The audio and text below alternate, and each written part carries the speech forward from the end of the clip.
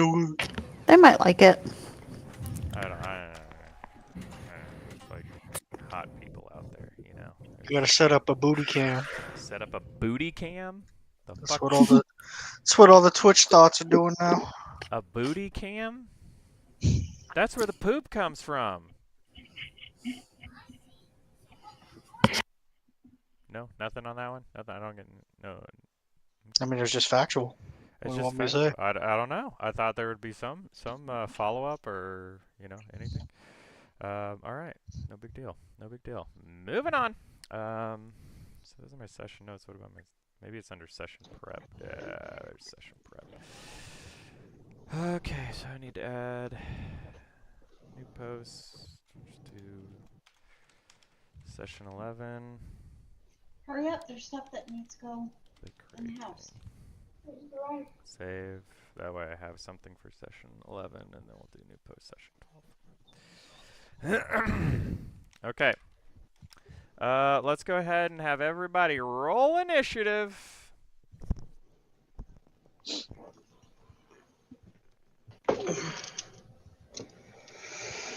Or just roll a d20 and tell me what it is. You can do initiative, actually. Let's do initiative because people get bonuses to that shit, so.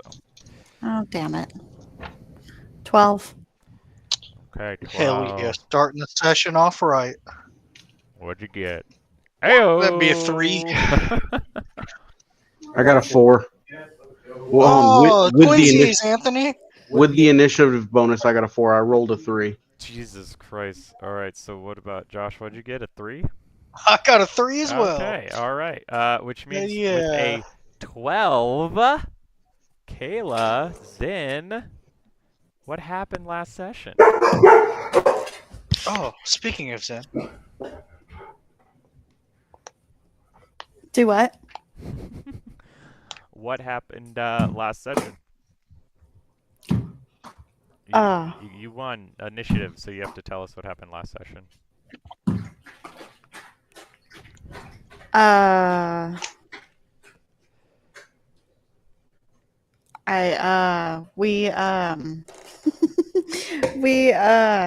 Sorry. I believe in you. We did Shut up, Joshua. multiple times. So we came off planet. I don't honestly remember. I'm gonna be quite honest with you, Jack. It was a week ago. I've had a really rough week. Okay, I tell you what. Roll me a d10.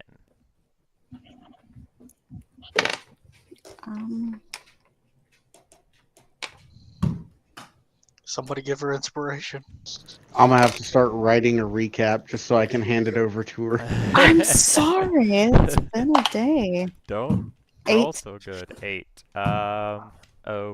Okay. With an 8, I will go ahead and just do it for you. If you had rolled anything below an 8, no, I'm just kidding. Okay. Sorry. So last session, you're fine. Last session, we rejoined our heroes, blasting off of the planet, essentially escaping the sort of overarching aggression of the whatchamacallit, the guys, the Oxodals. I've already forgotten them. So we left the planet, avoiding the Oxodals. We had just recently joined up somewhat at gunpoint with the Bramblers, an organization dedicated to the destruction of the 3 essentially largest corporations in the universe. They think they have too much power and they want to remove them from their status of power. The direction of travel was discussed. You chatted with Harkin because you had told him that, hey, we'll drop you off wherever your family is. After some quick interrogation, you realized he doesn't have a family and just essentially lied to survive. Being generally okay with that, which is, sort of counter character to you guys. you said, "Hey, why don't you just join us and don't fuck us over?" And he said, "That sounds great to me. I'd love to be a cook." You guys said okay, and also said you'd be willing to pay him. So your next objective essentially was to complete the required jobs that you have for the Bramblers. So you searched. I don't actually think you searched for jobs. Oh no, you did search for jobs. A couple of things that happened. You downloaded the Bramblers application, and then you also checked. I don't know if you checked this before you shot off, but you decided to go to Typhoon, and the main reason for that is you wanted to find out more information about this coin that you had collected from your first, essentially, assassination. You had found a coin on one of these, on one of the Oxodal lieutenants who you had assassinated. You wanted to check out the coin and find out some more information about that. Jeez. Draco, yeah, I'm not gonna remember. I've got him in here somewhere, but I don't. He's not my brain. So you wanted to find out more information about that, and you found out the Bramblers have a small. They have like sort of a. One of their operations was on the only major city of Typhoon, which I think was Alsa, if I'm remembering correctly. Did anybody actually write that down? Because I think I failed to. Yeah, Alsa. There it is. Yeah. ALSAA was the capital of Typhoon. So I'm realizing that Jack really thought we were gonna vent Harkin into space. Here's the thing. All right, I will give you guys these toys to play with no thought of what you guys are going to do, because if I try to predict what you're going to do, it won't happen. I mean, hey, Dave's still young. I mean, you're technically on planet. We still have an air vent. Mm-hmm. So you guys decided to go to Typhoon, where there was, the Bramblers had a small organization there. You guys might be able to find some more information out about not only that, but also the visions that Zin has been having, as well as I think there's one other thing that you guys were looking for. We took an assassination mission. Actually, I don't think you took an assassination. Or not an assassin. We did kill confirm to destroy supplies. Yeah. So I was about to be a little worried because if you had taken an assassination mission, I need to. No, sorry. I just thought assassination because we got it from the kill confirmed app. Yeah. So there was a few jobs with the kill confirmed app, and there were a few jobs with the Bramblers, and you found out that it's not necessarily a one-to-one on the number of jobs that you need to complete. The more dangerous or not intensive, but like the more difficult it is to complete the job, the more essentially jobs it counts for. So you sort of, you could do a 2-star job, and that counts for 2 towards the quota, and da-da-da-da-da. And so, shooting off to Typhoon, you picked up 2 different tasks to do.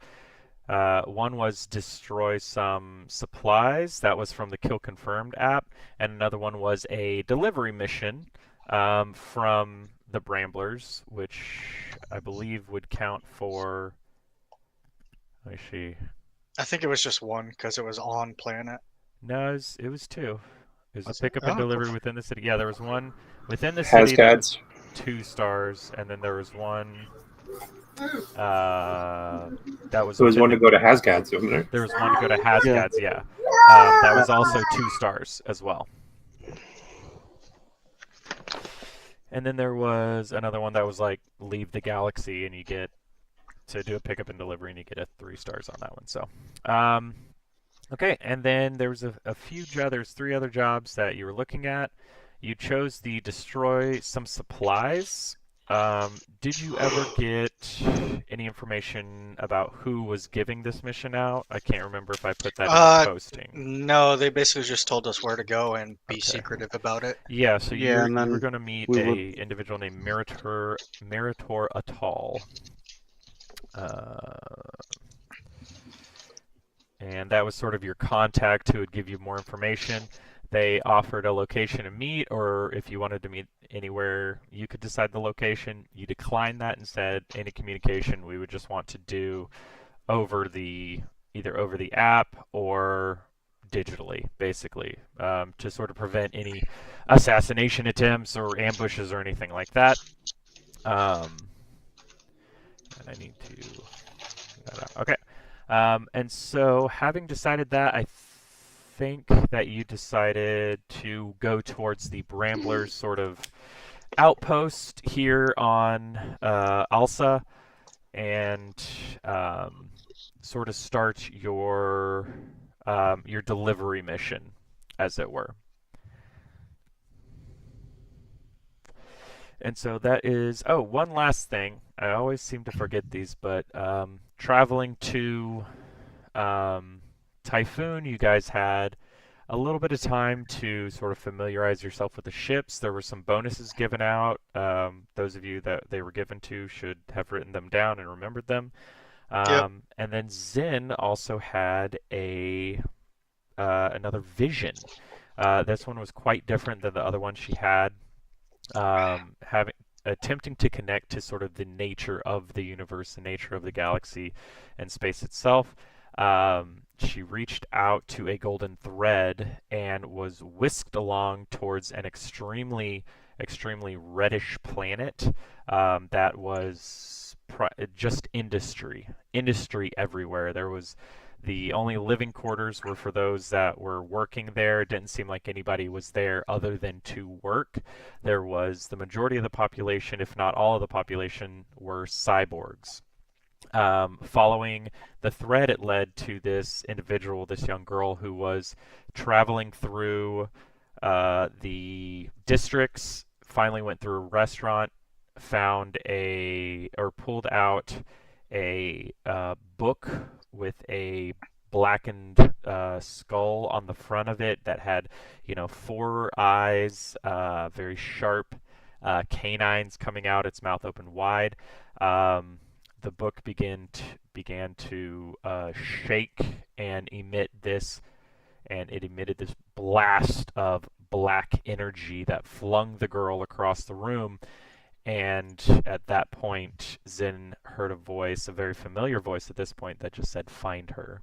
And then she was whisked all the way back to the Sentry Peregrine.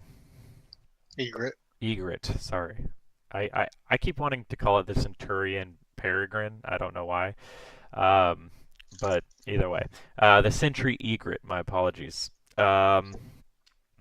And so that is what we had for her.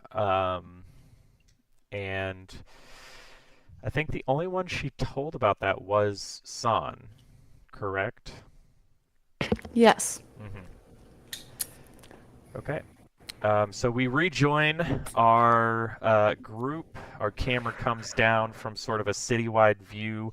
Torrents of rain pouring down, this floating city moving across the massive skyscraper-sized waves is just sort of floating along.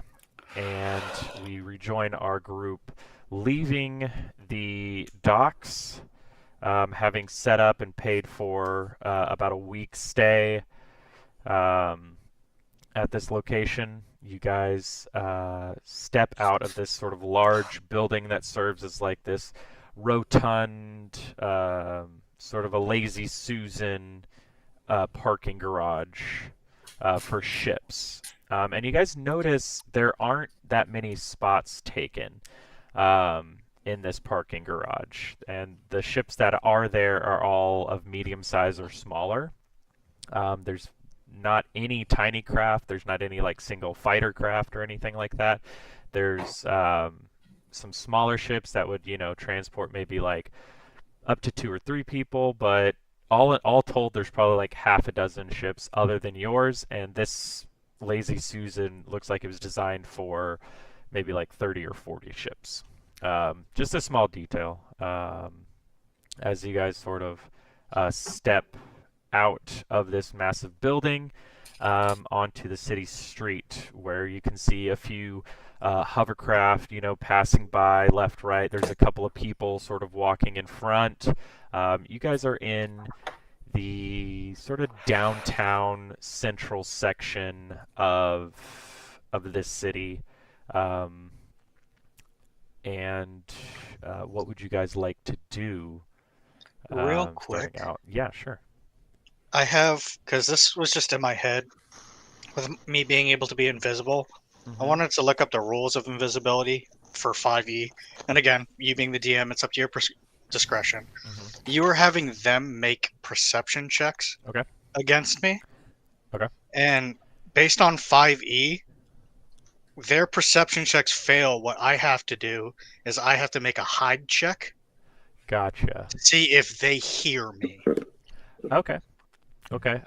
So that's like the D&D 5e or the Star Wars? Yeah, 5e? that's D&D 5e. Okay, I didn't bother looking up Star Wars 5e because I just assumed it would work the same. Yeah, it probably. Up to like I said, it's up to your discretion. I'm just saying what I looked up on 5e because it was just weird that I thought you were making perception checks on something you can't see. I understand having to make checks because obviously if I'm stepping loudly, they'd be able to hear me. Right. But they wouldn't be able to see me. Right. So the way that I do it, if somebody's invisible, unless they are currently looking for you and then you turn invisible, they will not be rolling perception checks for you. It's all passive perception. So if you're with like this group of people and you guys are approaching, let's say a guard. There's a guard at a door of a bar or tavern or whatever, and the three of them walk up. If that guard would make a perception check to see them, it would automatically fail against yours. Like he would not be able to see you. People would have to know that you're invisible to be able to make a perception check to find you. Otherwise, they're not going to be able to see you. Or you would have to like do something, like bump into somebody or do something to cause somebody to know that there's an invisible person there. Now, with the rain, you might have like a little bit of an outline around you, but still. Oh yeah, I understand like that. Yeah. But if we're in a freaking room covered in dust, you see dust particles moving and shit. For sure. Those are exceptional circumstances. But yeah, so I just go off of passive perceptions. If you guys are doing stealth checks, I'll do passive perceptions if they're not actively like trying to keep an eye out for stuff. Okay, only asking because I'm pretty sure we're gonna have to be sneaky with the what do you want to call it? Destroying shit. Quite possibly. But yeah, good to ask ahead of time. Okay. Okay, so you guys were wanting to try to find the Bramblers sort of station here, correct? I wasn't sure what we were doing first. We were doing destroy ship first, or? Well, we were gonna head over there because the package that we need to pick up at the office is carryable. And then look up while we're there, seeing as we're already there getting the package. Look up information on the facility we were gonna head to for the supplies. To see if there's any maybe public records of building schematics, anything like that, something that could help us to get in there without causing too much of a fuckish ruckus. And while we were kind of info searching that, not get too far distracted, but look into the coin. One more thing, DM. Yeah. Sorry, I just don't remember from last session. Do we remember how many crates there were? I know they sent us a picture. I don't remember. So, I don't know if they sent you a picture, but there are 6 crates. Let me go over. Well, I think they sent either they sent us a picture or told us they were metal crates. Okay. I know that. Yeah. Yeah, they told us the quantity and like a general description of them. Yeah. Oh, I have it under my quests. And just that we weren't supposed to open them at all. Yeah. At all. Yes. Well, if there's 6, I might have to go shopping too, because I only have 3 grenades. I mean, depends on how much collateral. I've still got napalm. It's metal crates. I don't know if napalm will be effective. God, next you're going to tell me that jet fuel can't melt steel beams. It can't.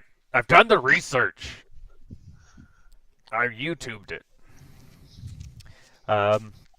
Okay. Yeah, so if you guys want to find the Bramblers sort of HQ, the best way to probably do that would be, you surmise, would be maybe check through the app. You do see, after you've landed here, there is another contact in your little communications tab in your app. Let's see, news, comms, jobs, and then, sorry, I was writing down the menu tabs at the bottom, and then settings. There's a new contact in there. It has not sent you anything or reached out to you at all. It's just and these are all contact IDs. The only ones you have names for are Freya, the woman who originally sent you, and then Straw, the leader of the other gang that was over there. And this is just a contact ID. It's like a 24-digit number, and it just says local contact underneath it, and that's all the information you have. But you could surmise that if you land at a new spot, this automatically comes up on your comms as this is the local contact for the Bramblers. You can talk to them if you need help or assistance.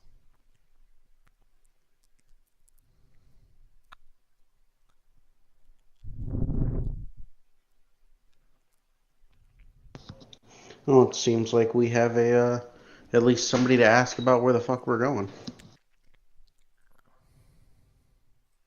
I mean, are we at the facility yet? No, you don't know where it is. Oh. So this is the contact could help you get to the facility, basically. Okay. If that's what you wanted to do first. Well, yeah, I guess let's go pick up the package. Okay. So you open the application, you send a message off to this guy, or this contact number that you have, just sort of saying, hey, we're in town, brand new, where's our meeting spot, or where's our headquarters, and it sends you back an address, and the sort of map pops up, little GPS coordinates, and it's probably about a dozen blocks away if you wanted to walk it, or you could try to grab a taxi. It doesn't look like there's a lot of taxis, but you could probably try and grab one. Oh, you want to walk and see if we can find like shops or anything? Yeah, to that be able would work. to destroy metal crates. Oh, I'm just trying to think about it doing it secretively. I mean, I guess I could like throw them around with force powers and shit, but I don't know how to actually destroy them. Well, we could technically steal them too. As I said, destroy or steal. I remember they did say that we could steal them, but I'm pretty sure they also stipulated you can steal them, but they just can't be destroyed on site. They still have to be destroyed.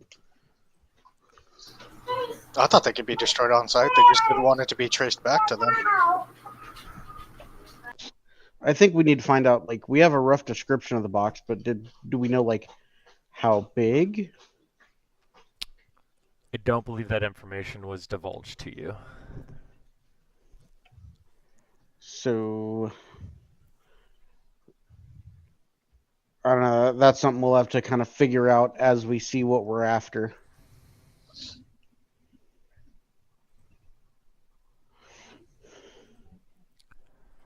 Okay, so what's the plan here?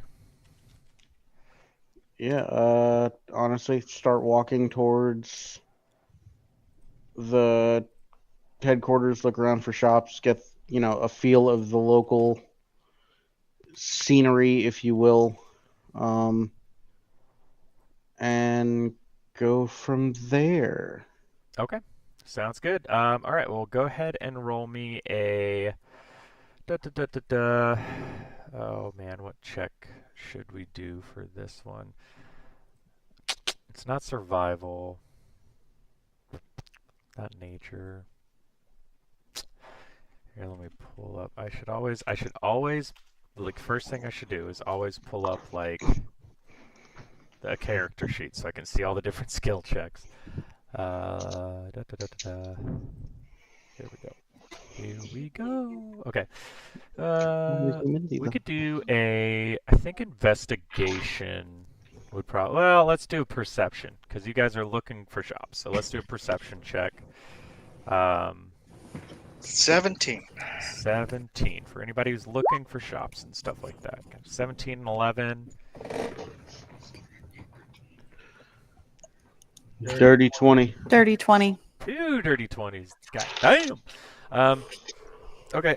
So, boy, your little scanners are going. Your little eyeballs are poking around. With the rain, you've got some interference, and so you can't really pick up on anything. You see a couple of local shops. Rilo, you're able to find quite a few different like office supply shops for, you know, actual like furniture and things like that. There doesn't seem to be a lot of like armament shops. With Zin and San, with you guys dirty 20s, up and down this main street, you can tell this is going to be like your basic shopping. If you want to do clothes, if you wanted to do home goods, there's some food stores here, there's some restaurants, there's stuff like that. There's everything like a regular civilian might buy. You get the feeling that anything more geared towards like living out in space or doing things that maybe aren't above board, you would probably need to like dip down into an alley and sort of search a little bit further off the main thoroughfare to find a place. You do actually spot, with those dirty 20s, I'll say you guys do spot an individual walking in the opposite direction towards you guys. Doesn't look like they're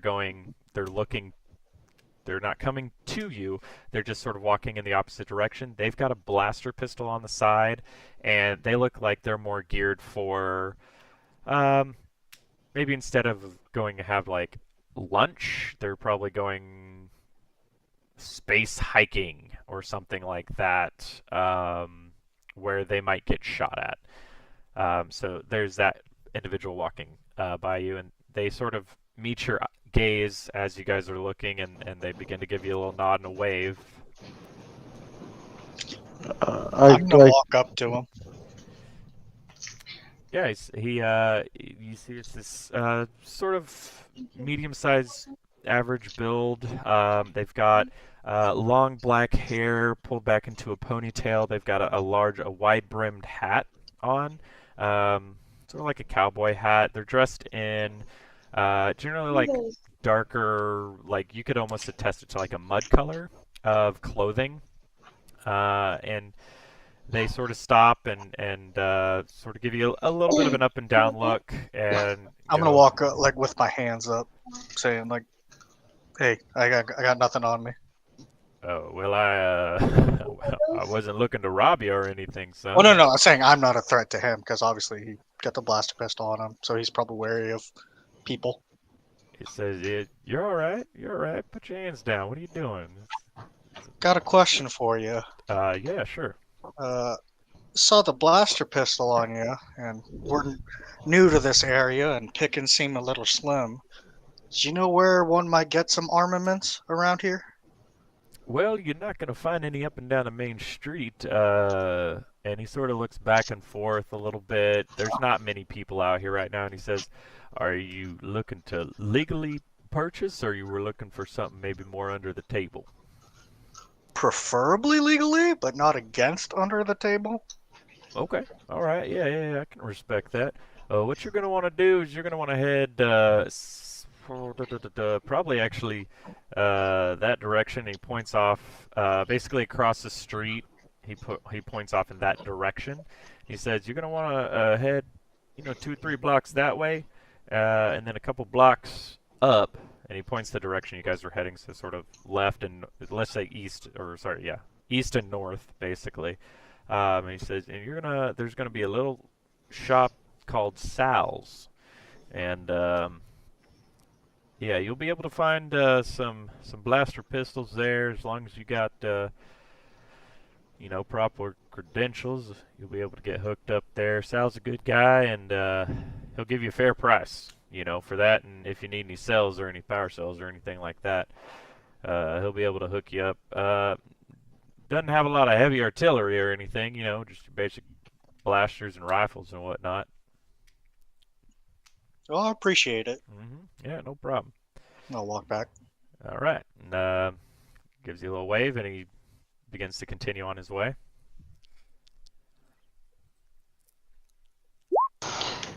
All right. Did we want to head over there before we went and got the information on what we're doing, so we actually know what we're buying, or? I mean, if it's on the way, yeah. All right. Let's see. We're heading that direction, so it's just it shouldn't take us too far out of our way. Okay. Yeah, it's about a 10-15 minute walk as you guys continue through the city, and as you guys are walking through, you get sort of this vibe of this is a large city. Like, you could tell as you guys were coming in, this is like probably the same size as, let's say, Dallas. We're all sort of familiar. The city is the size of Dallas. But the population doesn't seem to really match the overall size. It's fairly thin crowds, if any. You're not having to elbow your way through to get across busy intersections or anything like that. The traffic is going through, but it doesn't seem to be very heavy or anything. There's not a lot of roadblocks. And so it seems like, yeah, there's a good size here and a decent sized population as well. It just doesn't seem as full as it should be for this size of the city. And you guys sort of make your way down the street, and you come across this building, and this is sort of where your GPS pings a little bit. And it is a suit shop where they sell men's suits and women's suits and stuff like that. And it is called, let me pull up my name generator, and I will tell you what the name of this shop is called. I could do a persona name. My next question is why you have a persona name generator hotkeyed. Go to fantasynamegenerators.com, go to fantasy and folklore, and there's 150 different things you could look up. I also have wyvern names. Patches. This is called the Mad Rigger. And it is the Mad Rigger. I better write it down. And like I said, it's just a fancy little looking suit shop. It looks like they have everything from hats all the way down to shoes. Very fine looking garments. And the lights are on, doors unlocked. Well, it seems like a nice store. Going up, going down. See, if I go to the 9, it opens up the 8 and This the isn't 7. the store What we were should coming I over do? here for, so I was kind of wondering that myself. Oh, I thought you guys were going to the Bramblers place No, first. we're going... Oh. I mean, we can. I just thought that Sal's was on the way. Oh, Sal's is a couple blocks over out of the way. No, I mean, if we're here, we can pick up the Bramblers package. I don't care. Okay. I mean, sorry, I totally misread what you guys are doing. If you guys want to head over to Sal's, let's just go over to Sal's then. Okay. I'll do a different name because the Mad Rigger is kind of hard to say. Anyways, I'll call it the Migger. Nope, that's not good. Ooh. We are hard R. We are very close to being canceled. No. So you guys cut across and sort of follow the instructions up to Sal's, and it is this. It kind of looks like a pawn shop, but it's primarily just weapons. So you guys, there's like metal grating on the front glass windows. There's a big sort of window art of this large-chinned older guy. He's got a monocle over one eye, and he's holding up a little. This is a very cartoonish like image, and he's holding up a little blaster pistol, and it says Sal's. Just underneath it. That's all it says. It doesn't say anything else. It just says Sal's. And you push open the barred door, and you hear a little bell, ding, ding, ding. And as you walk in, it's just shelves, basically. There's shelves all the way back. You can see a main counter at the back, but there's shelves almost like in a thrift store of just like random stuff just sort of all over the place. And it is organized. There's some organization to this, so you can see like there's blaster pistols over here, there's rifles over here, there's like and then it just sort of goes into random stuff you would actually find at a thrift shop, like little trinkets and appliances and stuff like that, like home appliances and stuff like that. And you hear a voice at the back of the shop say, hey, welcome in. Feel free to look around. If you have any questions, just ask. I'm going to go walk up to the counter.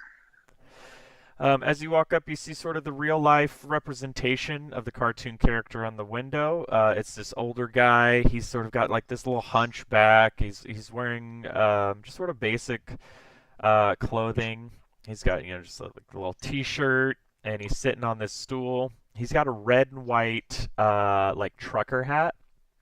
He's sitting on the stool, and you can see him like scrolling on a data pad.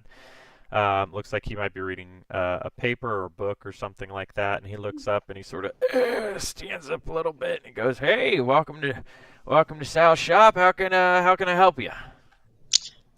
So we got some information that you sell armaments here, but mostly blasters and stuff. I was curious if you had anything along the lines of like minor explosives.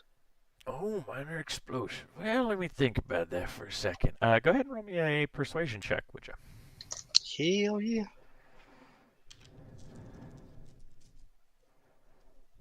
That would be... I forget what my persuasion is. While he's doing that... 17. 17, okay. And Son, what did you want to do? I said while he's doing that, I just kind of want to look around and see if there's anything that jumps out.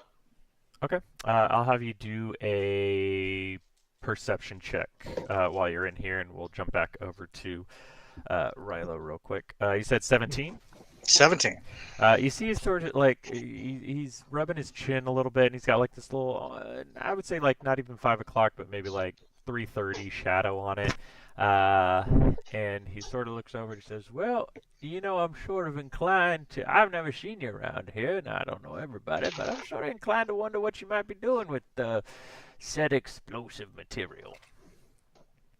Well, now I can't really answer that, but if it'll ease your mind, I don't need anything like large, like ballistically or anything. I just need something to do like get rid of materials within like a foot or two. Okay. Well, nothing that can harm individuals. You know what I mean? Well, that does make me feel a little bit better. All right. Well, let me go into the back and see what I might be able to rustle up. And you got what was your perception check? Oh, sorry. For mine, it was a 15. 15. Okay. So you are, and then, sorry, just real quick, Boy and Zen, what are you guys doing while this is happening? Just looking around. I'll roll a perception check. Okay. Are you looking for anything in particular, or just sort of anything that might be interesting? Anything that might be interesting. Okay. And Boy? I'll keep an eye out outside. Okay. Are you standing out? Are you outside, or just sort of keep an eye out through the window? keeping an eye out through the window. Okay, perfect. You can also roll me a perception check as well. I got a 23. 23, very nice. I showed Casey, so. I believe it. Damn! I got a 24. God damn. You can't ever let her have one, can you? Okay, boys, you're sort of... okay, so 24, 23, 15 on your gun search, and then he's in the back. Perfect. Okay, so we will start highest to lowest. So, boy, as you're sort of looking outside, you're watching this sort of thinned population move back and forth, and you get the idea that most of these people generally like work here. They're doing some sort of work here. Some of them look like they might be part of maintenance. Some of them look like they have like they're doing sort of harder labor in terms of like physicality and stuff like that. You see mostly blue collar type people at this place in this city, and then every once in a while you'll see somebody that is in a suit or something, but a lot of people have like rain slicks and umbrellas and stuff like that just to keep the rain and the wind off of them. And so it's sort of hard to depict like exactly who's doing what and stuff like that. You do see one individual that stands out to you. They wouldn't normally stand out in a crowd or anything like that, but they have just sort of this shifty sort of look about them, and they're like looking back and forth, and they glance over at the shop for a second, and you see the wind like blow across, and this hood that they sort of have over to keep the rain off blows up a little bit, and they've got like this shock of purple hair, bright purple hair that sort of like sticks out, and then they continue moving on down the street. And then Zin, you're looking through these shelves, and most of it seems, as I described, like there's the blaster pistols, there's the blaster rifles, and then there is just sort of the bits and bobs, odds and ends off to sort of the right-hand side. And you've sort of moved past the rifles and blasters. They all look essentially the same to you. And you come across this little figurine, and it's of this dancer who's like in the middle of almost like a ballet maneuver, and the detailing on it is very intricate. They've got like these tights on with like this tiny little like skirt, and this like beautiful set of wings that are coming off the back of them. This like these like green wings that are splayed completely out, and the face that's been sort of detailed on this tiny little figurine it's sort of set on this pedestal looks almost sad to a degree, and that just sort of stands out to you a little bit as you're sort of looking through here. And San, you're going through and you're sort of looking at all of these different like pistols and rifles and stuff like that. Nothing's really popping out to you too much. You do see some that are better than others. But they all seem to be sort of the same vibe, essentially. They're all basic blasters. One or two of them might have, mechanically speaking, like a +1 to them. But overall, they look fairly... You got a 15? Yeah. Okay, yeah, they look fairly mundane. So no yeah, okay, good, yeah. Yeah. There's no like noisy crickets or anything like that. They're all simple blasters. All simple blasters. Well, with that little bit of information, is he still in the back? Yeah, this is sort of all happening at the same time. So as you guys are sort of looking through, as Boy saw this, he went into the back and began, and you can hear him. Rilo can hear him sort of like shuffling around in the back, moving some stuff. Okay, I'm gonna kind of lean in towards the various crew members and be like, "Hey, so you remember that crate of fucking pistols we've got? We might be able to offload them here. I don't know Those if we high need all of quality them." pistols. Do what? Well, I said, weren't those higher quality pistols? Like, I don't think this like Booney gun shop is going to be able to give us a good price for higher quality items. I mean, we could hold on to them, but I mean, if it comes down to it, and we need money for whatever reason, it's an option. I mean, yeah, but I'd sooner just hold on to them until we get to a bigger port. Either way. All right. Just don't know why it popped in my head. I didn't see nothing of interest. Okay. So after probably about 5 minutes, Sal comes back, and you can see he's sweating a little bit, but he has like this sort of like black plastic box that opens up in the middle, and he sort of pops it open, and you can see it's got various things in it. There are a couple of fragmentation grenades, and there looks to be like there's a couple things of, let's see. I want to call it C4, but there's something specific for it. Okay, here we go. There's one thermal detonator in there, and there's one fragmentation mine, one incendiary mine, and 2 fragmentation grenades.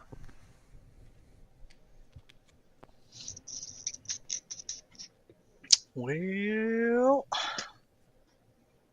gotta buy them all. I was looking to see if I had the money to buy all of them. Well, how much would the box run me? Whoa, you're looking to get the whole box? I mean, you can never be too prepared. I thought you were just trying to get like a small area there. You need the whole box? Yeah, for a little bit. I don't know what the future's going to bring me. I like to be prepared. Okay, I can respect that. Yeah, so let me see. With 2 fragment, and he goes over to like this, it's like this old IBM style computer, and he pulls up a little calculator app. Let's see. And he does a little bit of calculations. And now I'm going to do a little bit of calculations real quick.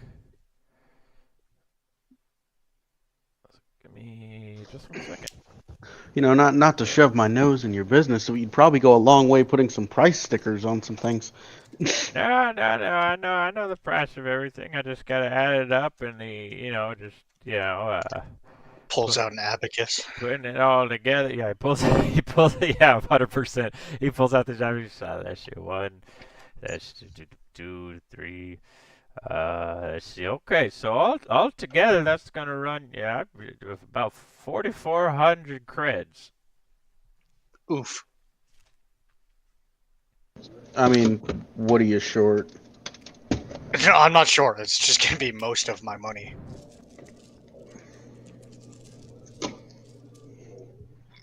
What are the 2 fragmentation grenades and the thermal detonator?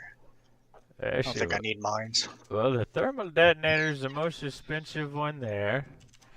Right? And so that's, oh, nope, I did that wrong. Hang on, nope, let me go back. Hang on, delete, and he's like sliding beads back across. Delete. Alright, so that'd be 3,300. For the 2 frags and the thermal detonator.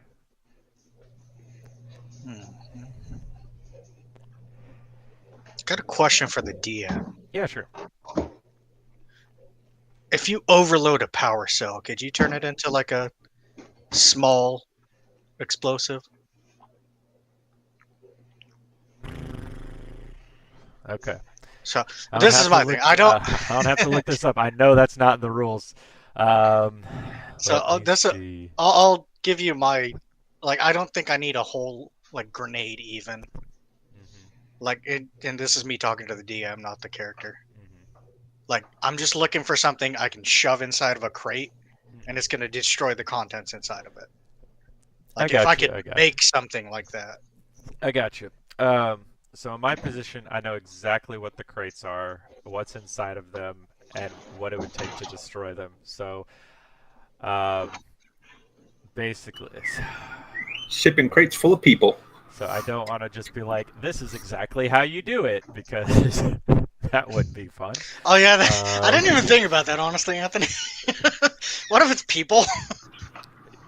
That's what the crates. I don't know. That's what I'm thinking it is. Shipping crates full of people. We're not allowed to open the crates, so I'm gonna lie to you. I mean, my plan was to fusion cut a hole in it and just throw a grenade in. See, I was thinking just set white phosphorus on top and let it burn through. Well, Thermite boy. Overload honestly, a power cell. You know what? Here's the thing. You can overload a battery, right? That's all power cells are. They're just batteries. Yeah, it's not really gonna explode, huh? It's not gonna do a huge explosion, but if you, oh my god, if you taped some of them together, then you might be able to make your freaking grenade. That's what I'm thinking. And I hate myself for giving this to you. Just makeshift explosives. It's like, do you spend? Does he sell fertilizer here? I just need some fertilizer, like a small piece of metal pipe. You know? No, all food is created by replicators now, so there's no farming. If you look at the difference between the cost of a frag grenade and a power cell, oh my god. So I will say this. You could overload a power cell and create an explosion with it. It will not be as strong or as powerful as this. Like a 1-to-1 would not be as powerful as a frag grenade. Yeah. But a 10-to-1. But a 10-to-1. In my head, I know you're the DM, you know what's in these crates, but it's like, you really need a full-on grenade to destroy stuff within a really small confined space. Yeah, see, I think that you know that they're. I don't even know if he told you that, so I'll hold off on that. So you could purchase these now, just to sort of give you guys some options. You guys could purchase these now, with the hopes that this is enough to take out however large these crates are and whatever's inside of them. You could also go ahead and take the mission, do some recon, figure out the crates, where they're at, what it would take to destroy them and stuff like regardless, I'm still going to buy those 2 fragmentation grenades. Okay, now the 2 fragmentation grenades are going to... that's going to run you, let's see, 300. I'll take it. All right. Then that is done and done. And you transfer the credits over, and you see a little box pop up on his IBM computer with like a loading bar. And he just sits there and stares at it for like a full 60 seconds, and he's like, and done. All right, thank you very much. On your end, you tapped a button and it was done. His took a little bit longer. So he said, all right, well, 2 frags. Anything else that I can part with for you here? No, I'm okay. All right. And he looks over at you, son, and he says, now that's a nice looking little blaster pistol you got there. Yeah, she's seen me through some hard times. Yeah, you wouldn't be interested in maybe selling that now, would you? That looks like almost a classic at this point. Nah, she means too much to me for me to let her go. All right, well, I'll give you a fair price if you ever change your mind. You just let me know. I'll keep you in mind. But yeah, you can always keep old Sal in mind if you need to offload anything. I'm buying, selling. Do any of us happen to have one of those blasters that we have more of? We should have that solid gold gangster blaster we took off that bad guy that gave the coin. No, I'm talking about the the one from the crate. Yeah, from the crates. Yeah, I know. I think a bunch of those we used for our sentry turrets. Did we? For the defense suite.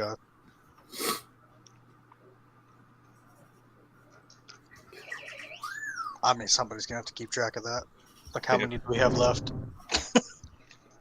Yeah, I should probably keep a catalog of what we've got. Well, never mind. I was gonna see how much you wanted to offer for one of them. Well, hold on.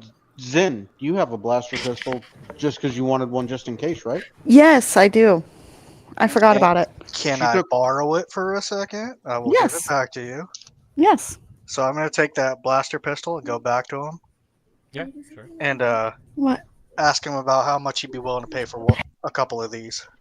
Oh, a couple of them there. I could probably, let me see. Let me take a gander at that. Doodly doo doo doo. And he takes it and he sort of turns it over his hands a couple times. You see he puts it on safe and he squeezes the trigger while pointing it at like a barrel or something like that. He's like, oh, that works pretty fine. And this is in primo condition. Yeah, I could probably give you about, let me see here. Let me see, because I thought I had it, but I didn't. Okay. I could probably give you about 100, 125 creds for this thing.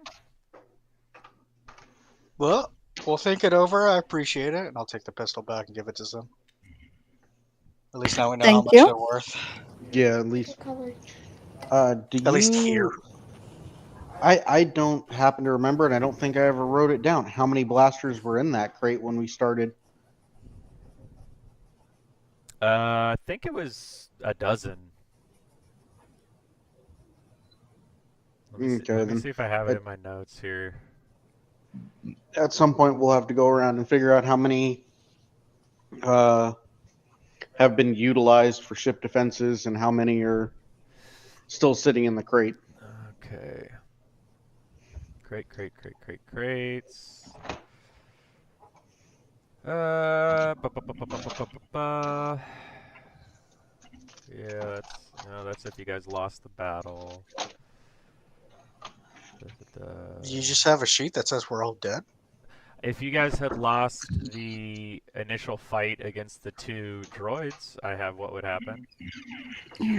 Are you curious? Yeah, kinda. Okay, I'll let you know. Basically, if you had lost the fight, you would have regained consciousness in the cargo hold. Each one of you guys would have binders on, with, there could be checks to get out. Any droids would have a restraining bolt on, so that'd be boy.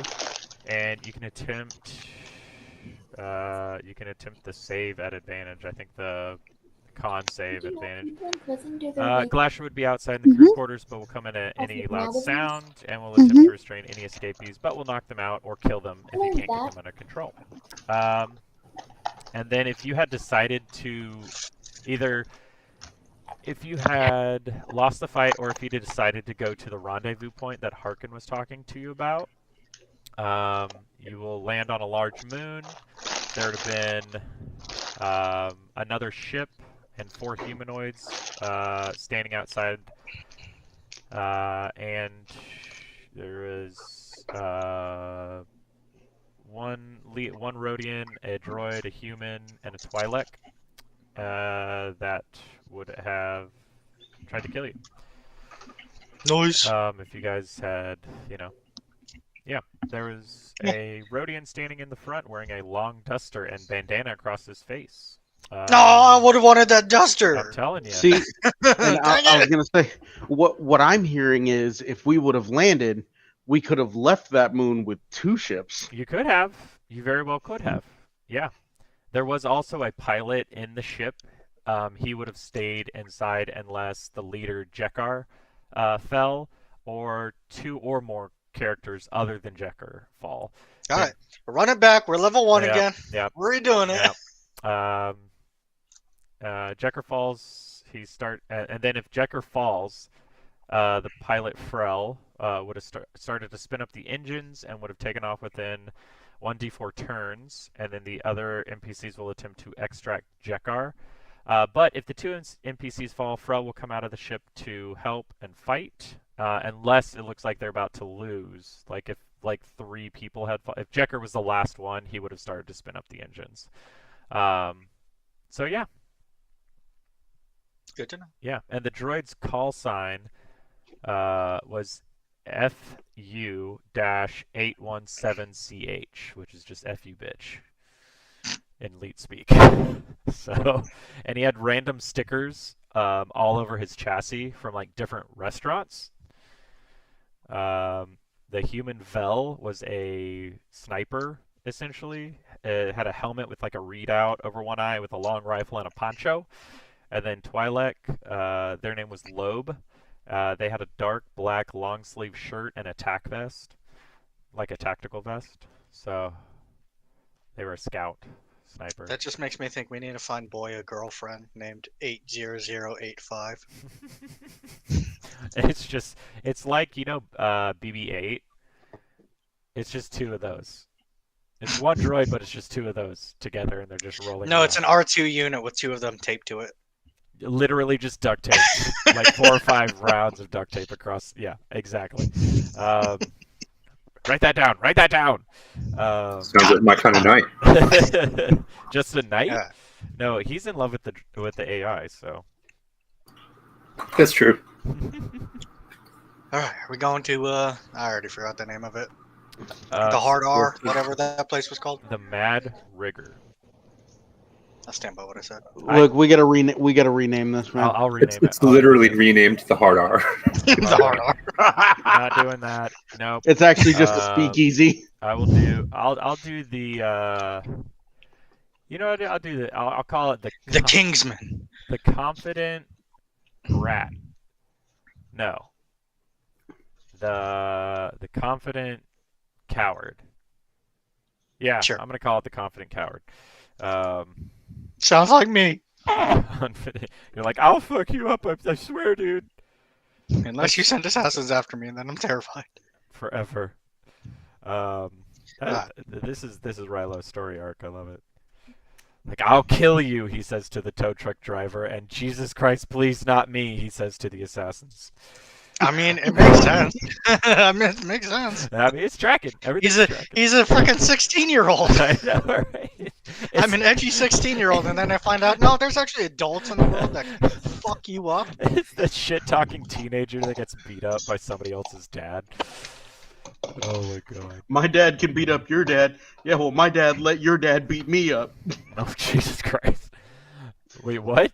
Anyways, exactly. Let's move on. Here we go. So you guys, Zin, did you want to look into that little figurine that you had picked up, the little ballerina? I would like to ask Han if he would buy it for me. Han says, never tell me the odds, and then flies away in the Millennium Falcon. You know, there was part of me that just to say F you to the DM, she just went, nope. And then we just walked out, not finding out what it was. It happens. Did you buy it? Please. Is there any, like, item description on it? Or is it literally just a figurine? It's what I described. Can I give it? You can do an inspection on it or investigation. I was gonna say when she hands it to me and says like, "Hey, can you buy this?" Mm-hmm. Ooh, I don't know. Can I look over it? Yes, absolutely. Why don't you give me a? I'm debating between insight and investigation. Okay, I tell you what. You could give me a lore or a investigation check on this thing. All right. Is there like an arcana system in this universe? There's tech. There's like a tech. Like, can I do a magic check? With my lore of +3, let's go Dirty Twins. Dirty Twins. Okay, cool. Okay, yeah. So you're sort of looking over this thing, and as you're sort of like moving your hands across it, you feel like there's a slight pressure plate on the back side, like on the actual back of the ballerina I was gonna say itself. slap it on the ass and it does something. All right. Grown ass woman. Don't you have any money? Nope. Joke's on you. It's just a Hatsune Miku doll. I haven't gotten paid for anything. It's an anime figure that, man, why didn't you ask us? You've been helping us. Yeah. Like, you could get a share of the money. Yeah. I'm gonna ask. How big is the thing? It can fit in your palm. It's probably about 8 inches tall, I'd say, maybe 6 to 8 inches. Tell you what, Kayla. I'm just giving you 1,000 credits. Okay, so write that down. Okay, 1,000. She's. Oh yeah, you're getting your nails painted. Sorry. Casey, if you go into equipment, you can add 1,000 credits to her equipment. Yes, I'm gonna do that on hers. Okay. Just. How much is the doll? Sal picks it up and looks over and says, "Yeah, I said about we could do probably 200 creds for this. You know what this is?" Do you think it'll look good? No, I don't. But if you do, I'd be interested to hear it. Well, legend says, and now this is just sort of the story that came with it. I sort of bought it because it was looking kind of like, it was a cool little looking thing, you know, and I thought I'd have it and be able to turn a profit on it. You know, and it's what the person who sold it to me said is this contains sort of knowledge and information about, you know, different planets and everything like that that's sort of been told to it. They had an oratory culture, and so all of their stories were oral. They just told stories through out each other, and they always had this statue present, this little figurine present with them, and this is for generations and generations. And it contains a lot of that information and stuff like that. And so if you push this sort of little button on the back, or if you spend a little bit amount of time concentrating it, some of that knowledge will you know, be imparted into you. Some of that, you know, like advice and stuff like that. And so basically, what this is, mechanically speaking, is this is just a little figurine. If you spend some time, I don't know if they have a tuning into this, but if you spend some time concentrating on it, They do. Okay. Do they really? Yeah, I was looking up like cybernetics and like items and stuff like that. And you have to. And a couple of them say you have to attune to it. Okay, cool. If you attune to this, then you gain a +1 to your wisdom score. Basically. Oh, I need that. Give it to me. I'll pay you for it. Really? Also, wisdom is my best attribute. Also, once a day, you can ask the figurine if it knows anything about the planet that you're on, and you'll roll a d20. You'll basically do a wisdom check. So you'll add your wisdom bonus to a d20. On a 15 or higher, it will give you a little bit of local information that may not be known to your regular traveler. So insights on the world around you and stuff like that. All right. Not to be selfish. I was gonna say either way, she did ask me to buy it. I have the best wisdom. I think. I don't know what your wisdom is, Kayla, but that could really help me. Not very good. +2, 15. I have +4. I'm at 18. I guess. Plenty of wisdom then. I can always use more. It helps with my DCs. A lot of my spells make me make other people do wisdom saving throws. Well, Kayla, don't let him pressure you. You found the figurine. You looked. I was gonna say you asked me to buy it for you, so you decide. Rilo, I'll think about it. Give me my 1,000 credits back. I'm fine. Either way, I'm just throwing that out to the group. Plus wisdom would be beneficial to me. Information has been given. Okay. Either way. Gotcha. And so you'll have to write this in because I don't think this is in Star Wars 5e. If it is, then that's a miracle. But You want to write that? It's basically you can put cultural icon as the name of the item, and then it's a +1 to wisdom, and then once per day, you can depress the button on the back and ask it just general information about the planet or star system that you're in.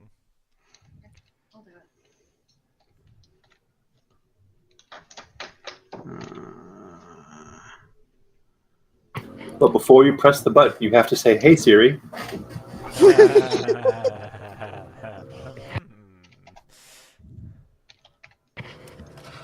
Sorry, I wasn't trying to be a pain in the ass there. No, you're fine. Kayla, what is your like? I don't know much about your character. Like, what is your like best attribute? Wow. Like, are you dude. like a strength? Are you hot, Kayla? Are you hot? That's basically. Well, no, like, right? Are you a strength build, intelligence build?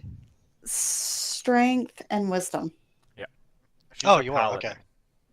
Oh, then keep that shit. Yeah, basically think paladin, I think.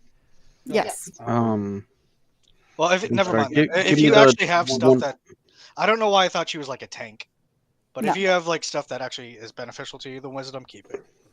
What was the once a day thing again? Sorry. So once a day, you can ask it information about like the planet or solar system that you're currently in. You can ask it about galaxy, but it'll be very vague. The more like if you ask it about like a particular city, it'll be able to give you more information. If you ask it about a planet and then its solar system, blah blah blah blah blah, it'll be able to give you like more specific information based on location. But it's a DC 15 wisdom check. Okay. And on a DC 15 or on a 15 or higher, you will successfully receive the information. On a nat 20, obviously you'll probably get a lot more information.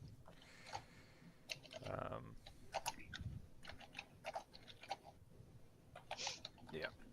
Okay. Awesome. So yeah. Hey, don't forget to write down. You have to attune for it. Yeah. So basically, you won't be able to use it until you spend, and you can just do this on any rest or long rest. You spend like an hour, sort of focusing and listening to, almost like meditating on this idol. And, that's what my character's good at. There you go. So, yeah, +1 wisdom, and that is it's just +1 wisdom. It's not +1 to your wisdom bonus. It's just +1 to your wisdom. Okay. Yeah. Okay, so there Awesome. is that. There you go. All right. So you guys, you pay for that. Be sure to take out the 250 creds from your 1,000 that Rilo just gave you. She asked me to pay for it, so I just went ahead and did it. Okay, cool, gotcha. Simp. So you do have.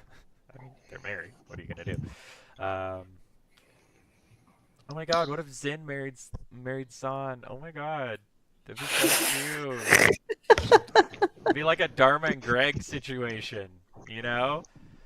Like the crunchy granola nature girl gets together with like the hard charging ex-assassin. It's just like Dharma and Greg. Oh my God. I've never seen the show. Okay. So yeah, so you guys make your purchases, and is there anything else you guys want to do in South Shop before we head over to the Confident Coward? No, I think I'm good. Okay. I don't think I have anything else. Gotcha. All right. You got any more of those anime figures in the back? No, that was the only generational cultural heirloom passed down from father to daughter to son. Father. You know what, DM, just for fun. Yeah. Gonna roll a perception check. Okay. Yeah, go for it. Yep, that's a 2. We're good. You're not sure how this happened, but everything is now a gray block to you. You're in a very low poly environment. There's maybe like 6 pixels that you can see. Oh, I'm sorry. It's a 6, technically. Oh, you can see like 8 pixels. That's great. There are 2 shades of gray. All right. I was just okay. We're good. I was hoping for a natural 20. If you got a nat 20, I would do something for you. That was the only thing I was. I would make Let you me roll. shiny See if I got luck. thing. Nope, it was a 2. Okay. Let's go. Let's go. Come on. Yeah. Get out of the shop.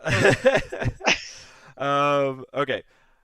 So from here we move back into the rain, water-drenched metropolis.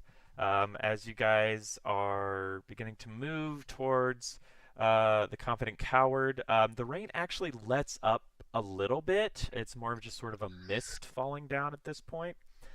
You follow the directions of the Bramblers geolocation app and find yourselves in front of this sort of bespoke suit thing with like lights on it. You can see there's like little displays and everything like that. A lot of them have like water resistant adverts sort of put on them. It's called the Confident Coward.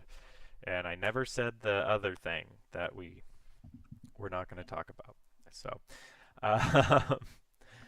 all right. Well, I've got 7 views on this one. That's great. That's 1 up from last time. People are watching. Okay. I thought we had 9. How many tabs do you have open watching it? I have 6, so we've got a viewer. I'm just kidding. You think I could do that? I am going to go check it out. It looks like I'm live streaming, so yeah. Paid Russian bots. I wish the Russians like wanted to spend time with me. I don't know. Is this my live feed right now? No, this is not my live feed. This is the other thing I was watching. Okay. I think I am live. Why is this not going live? Oh, it is live. Okay, cool. Okay, go. Anyways. Okay, whatever. I just wanted to pull up the chat in case somebody was talking to me. There we go. I got the chat up. Okay. For those of you in the chat, for every $5 you donate, I'll kill one of the PCs. Do it. And it won't even be good. It'll just be like, hey, you tripped Heart and attack. broke your neck. Not even a heart attack. I'll have him die in somebody else's Trip poop. and break your neck on a chair, And $1 Million then poop Baby your style. And a toddler throws their baba out of the crib, out of the bassinet or whatever they're pushing, and then you trip on that, and as you're about to fall, a bird poops in your mouth, and you die of Lyme disease. I think that's how that gets, yeah. That's right by ticked, but... Anyways, there was a tick in the poop. All right, moving on. Hell yeah. Okay, so moving on. You guys come up to the Confident Coward. Lights are on. You guys push open the door. There's a digital chime, bing bong, and there is just to the right of the entrance. There's a counter there. There's a very finely dressed woman standing behind it. She has green skin, sort of these large purple eyes, and she actually has this beautiful blonde hair that is pulled up into a ponytail. And she looks over at you and gives you this bright beaming smile and says, "Welcome into the Confident Coward. Are we getting dressed? Are we getting a suit today? How can I help you?" Marry me? She holds up her hand, and you see there's no ring on that finger. No, Hey, you got one more hand. Come on, let's go. She holds up her other 3 hands, and there's no rings on any of those fingers. Exactly. 20 Got fingers, space. 20 fingers, no rings. She says, well, if that wasn't the fastest marriage proposal I've ever been part of, it certainly was the cutest. You stay away from my baby boy. I will kill you. Is there something I can help you with? Yeah, I threw up the friggin' Brambler gang signs or whatever, however you introduce yourself. Yeah, it wasn't really sort of gone over with you of how to say, "Hey, I'm in this secret organization." But you feel this like vibration from your data pad. You pull it up, and then hers also gets a vibration on her data pad. And she pulls it up and she says, "Oh, perfect. All right. If you want to head into fitting room 3, um, and then just wait a moment, we will get you taken care of. Okay?" Can we all go in at the same time, or is this a one at a time kind of thing? No, absolutely. All 4 of you can make it. Okay. Okay. And you walk past fitting room 1 and 2. The doors, these are like closed doors, and you go into fitting room 3, and it's like this large, it's sort of like a walk-in closet. It's got about 6 different mirrors. There's like a couch in there. There's several chairs. There's a central pedestal where one might stand as they were getting a bespoke suit made. And after a few seconds, you feel like a shift as the room gently shakes, and then you can feel it begin to descend. And it only descends for about 2 or 3 minutes. It's not very long, and then it stops, and a little green light above the door flicks on. You hear a ding, and the door swings open. What are we walking out into? Well, what you walk out into is this sort of large, almost like warehouse area.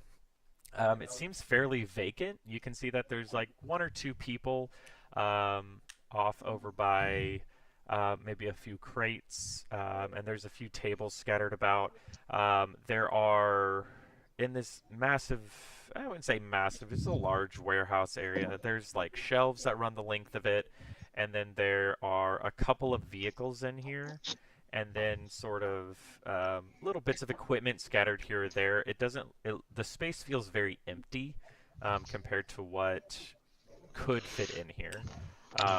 So DM, is this like the actual Bramblers like hideout, or is this just where we're picking up the package? This is, from what you can tell, this looks like it might be both. You see that in the very back area, there's sort of it looks like it's a building inside of this place, but like a single 1 or 2 room building. And somebody, and this figure walks up to you. They're dressed in sort of average clothing. Looks like maybe like a t-shirt and some pants. And they come up to you. It's this young man who's got short brown hair, sort of spiked up into a faux hawk. And he sort of looks you guys over and he says, "You, with the organization?" Marry me. He holds up all 7 of his hands and yeah. Says, yeah, we're actually taking our first job. "Oh, well, welcome aboard. My name's Expo. If you have any problems or questions, comments, or concerns, you can always come to me. I'm fairly low on the totem pole myself, not gonna lie, but I am pseudo in charge of this general operation. So, small outfit, but so you taking a job. They told you to come over here for some reason. What do you Yeah, it was just kind of on our way, and the whole quota thing. Figured we'd start at a relatively smaller port. Oh yeah, absolutely, yeah. And no offense taken, I'm all right. We are a pretty small port, and we got a couple of things going on. So I have a couple of jobs. Which one did you end up taking? The intercity package transfer. Oh yeah. So little bit of a misnomer on that. You're not going to be staying within the city, but you will be staying on the planet. There's a couple of, I don't know how much you know about Typhoon, but there's some smaller, like we call them boroughs, that are out there in the on the rest of the planet. This is an ocean basically. It's a whole ocean planet, and so there's a couple other little island towns out there, and we need to get a package out to them. And so it's a little dicey. That's why they rated it as a 2-star. Is the flight out there's a little bit choppy and it's a little bit dangerous once you land. Shouldn't be any big deal or anything like that as long as you don't get electrocuted by the lightning or sucked up by one of the typhoons or tsunamis are kind of an issue. But yeah, you shouldn't have any problems. So also the inhabitants of that island, other than our people and a couple other denizens that live there, the natural inhabitants who lived there before everybody else came, they're a little aggressive, but other than I that, just you should open be my fine. I just open my cloak and see all the lightsabers and grenades I have attached to me. Oh, you'll be fine. You'll be fine. You're Close it good. back. This guy's good. This guy's all right. Hey, Mark. This guy's okay. There's nobody named Mark there. I don't know what he's shouting about. He has schizophrenia. He might. Oh yeah, I'll put that down. Schizo. I'll also ask him if they have a information hub here. Oh yeah. Like a local information hub. It's just him. It's me. I've got a Rolodex. What do you want to know? Let me ask Mark real quick. Let me tell you about Marge last Tuesday. She had this casserole that was absolutely delicious. And yeah, you wanted to know about Marge. No. I'm just joking with you, man. Hey, we got the servers that are hooked up to the Bramblers whole information network. And you're with the Bramblers, right? Yeah. Okay. All right. Cool. That's good. That's Again, we really need to throw up some gang signs. We or need something. to have in-person sort of, a handshake maybe. Fist bump or something. I've been telling them that for 6 or 7 months now. I've been, hey, I don't know these people. They come down in the elevator, they pick up some packages and leave them. Like maybe they're I don't know. Either way, I haven't died yet. That's a pretty good indicator of I'm doing okay. You know what I'm saying? So about the package. Yeah, you get it. All right. So yeah, the package. Sorry, right over here. If you come over here now, everything's super secretive around here. So what I'm gonna say is, please don't open the. Sorry, don't you dare open the package, or else hellfire will rain down upon you or something. Yeah, it's none of my business anyway. You guys seem like a good sort, and I've got a pretty good judge of character, don't I, Mark? Yeah. All right. It's just quiet. He's a strong silent type. There is one other person actually here that seems to be. How long have you been down here? Today? No, just what day is it? Today I've been down here for about 237 hours. Why?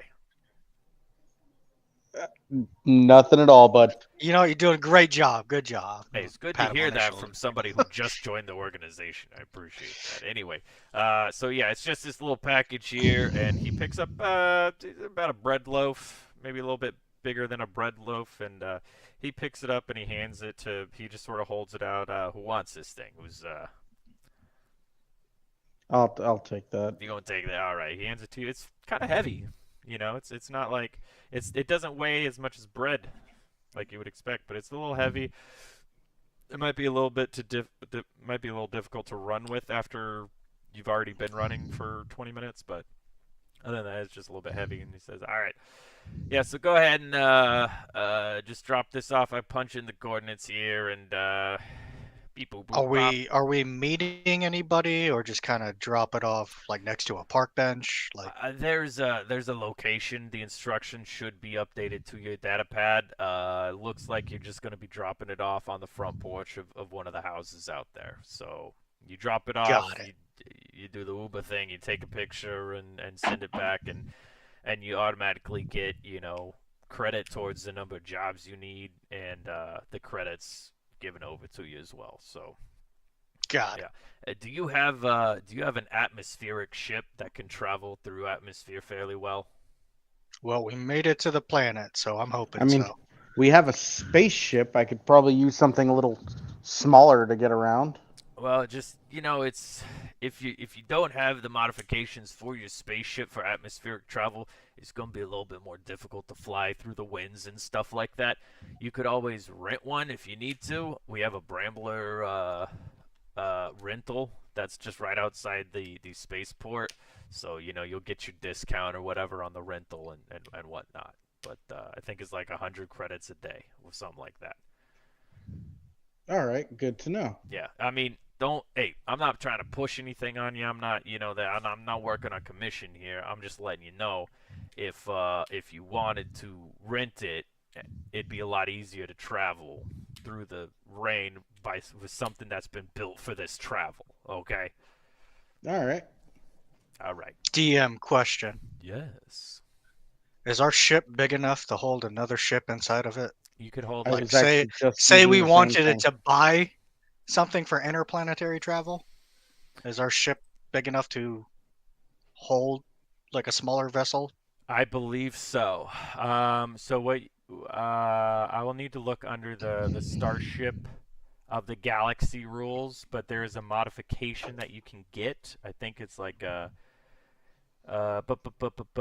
it's definitely a suite, so it'll be a little easier to find. Boarding pockets, crew experience. Docking bay. A medium docking bay can house one tiny ship, and so you could put a tiny ship in there if you wanted to. You have to get the docking bay suite installed onto your ship. Mm-hmm. But as of right now, you don't. You could also get the docking bay rapid launch. Only if you're larger. Never mind. You have a medium-sized ship. So, there's also the external docking system, but I think that's just you can couple a ship to your ship. I don't know if you guys have ever done any boat recoveries with another boat. I live in Arizona, sir. I was gonna say okay. I've got. I've only done a nautical tow once. Okay, so you can basically there's a way that you can hook a boat of similar size up to your boat, and then you can just sort of drive with it like tied to the side of your boat, like port to starboard, hooked up, and you would fly like that. Your ship is equipped with an airlock and couplers designed to attach and connect to one ship of a size 1 category smaller than your ship. So you could do that with an external docking system. You could also just do the fucking docking bay, which would be the best way to... So I'm looking at these. Do these have prices anywhere? Okay, so for pricing, you have to go to Starships, and it will say the Starship. I think it's the upgrade cost. This is what I had to do when you guys were doing all of your modifications to your ship. Yeah. Each Starship has a cost modifier depending on the ship's size. Okay, so if you wanted to get another suite put on. We already have an external docking bay. Yeah, you have an external, so if that's for like a small ship, you could dock to the side of your ship.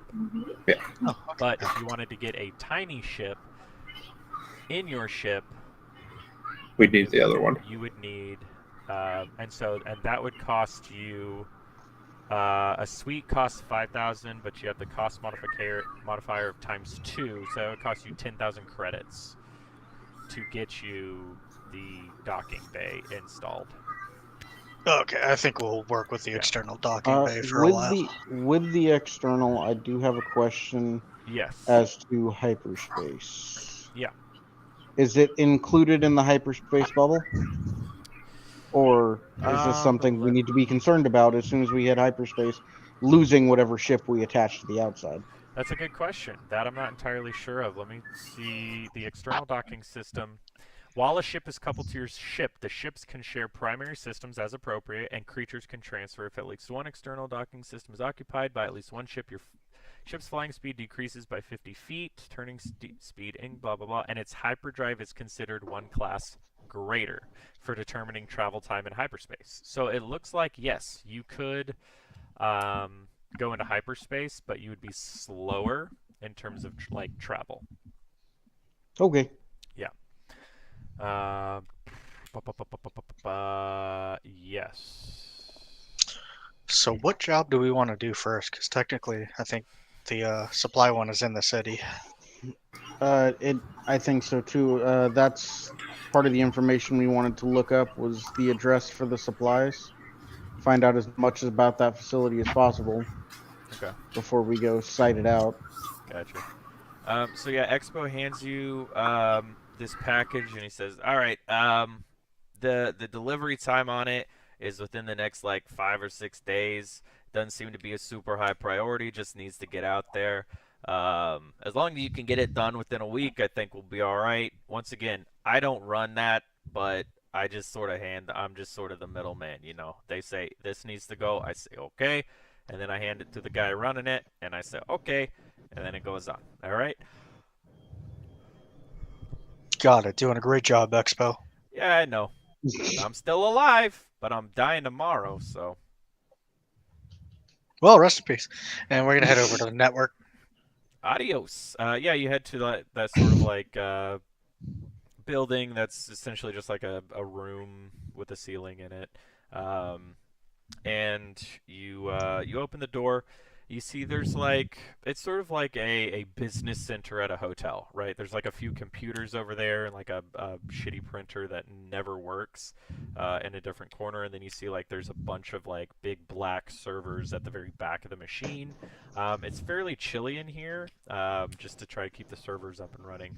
But there are like access ports. There's about 3 or 4 of them. So you guys could each sit down and do one if you wanted to. So who wants to make? Who's looking for what? And who wants? Yeah, who's looking for what? I'm gonna have multiple tabs open here. What do you information. have? Like I was gonna tabs say open? something like that. 2, 3, 4, 5, 6. Information on the facility on the address we're supposed to go to.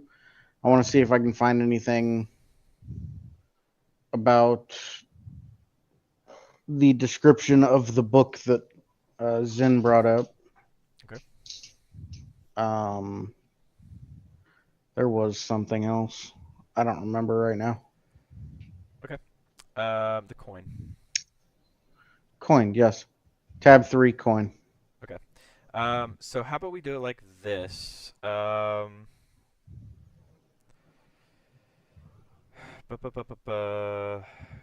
from Draco. I'll have you search for one thing, and then we'll have some other people search for other stuff. I'll search for the coin. I figured we'd all be searching for it simultaneously. It's like, yeah, I'll search for the book. Okay. Not to meta game, I'll roll for the coin. Okay. How dare you roll? How dare you say that? As long as you don't say it in character, we're fine. But be careful. Watch your ass. Okay. Okay, so we're going to have everybody do investigation checks. Okay. Sorry, let me pull this up. So what we're going to do is for the facility that you guys are have you gotten an address? I don't think you've gotten a contact yet. I don't think anybody's contacted you about this job yet. We had an address for that. Oh, I thought did we? that's okay. the one there. I wasn't sure if for we the had gone supplies. through that. I thought you just had like a contact number for the individual who's going to talk to you about it. But if we've already gone over everything with the mission, I can run it through. Let me just do this. Just for sake of brevity, I'll say that because I honestly can't remember dishing out this information, but I want you guys to have it. You guys went and contacted the individual who was supposed to sort of give you more information. They said, we need you to go get these 6 crates. There's 6 crates at a facility that were dropped off within a few days. our timetable says that they're going to be leaving within the next week. And this is today, starting today. A week, by the way, is only 5 days. I forgot to tell you guys that. So, I'm sorry, am I boring you? Are you bored? Mr. No, you're Yawny good. Pants? Okay, alright. I need excitement and cheers and... I just want to be told that we did a good job. Huzzah! Thank you. There are 7 crates. My apologies, I said 6 earlier. There are 7 crates that are in need of disposal. They're 3 by 3 by 3 feet, so they're cubes, and they weigh between 400 to 700 pounds. 400 to 700 pounds. It is said that they are stored in a transport vessel. That transport vessel is at a private facility. And it is set for departure within the next 4 to 7 days. My apologies, 4 to 7 days. What they do know about the facility is that there's an electrified fence and humanoid guards and cameras. And there are, and that's the information that they have for you. Yeah, so that's what they're able to send. They do send the address of this private facility. So if you wanted to sort of look that up and see if you could gain any more information about it, you'd be more than welcome to. And we can go from there. So for that, I'll have you do a... I will let you do either an investigation... I'll have you do an investigation check for that one. For the coin... I'm going to have the coin and the book are both going to be either investigation or lore checks. And then, Boy, did you want to be looking up anything? I guess so. I'll look up the shipping container place.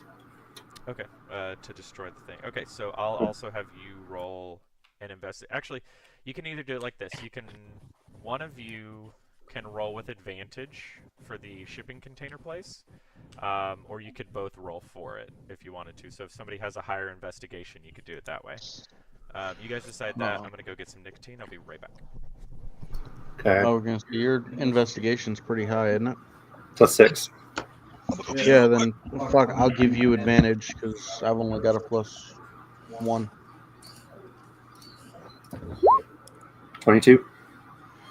Fuck yeah! Whenever you get back. 22 out of 20.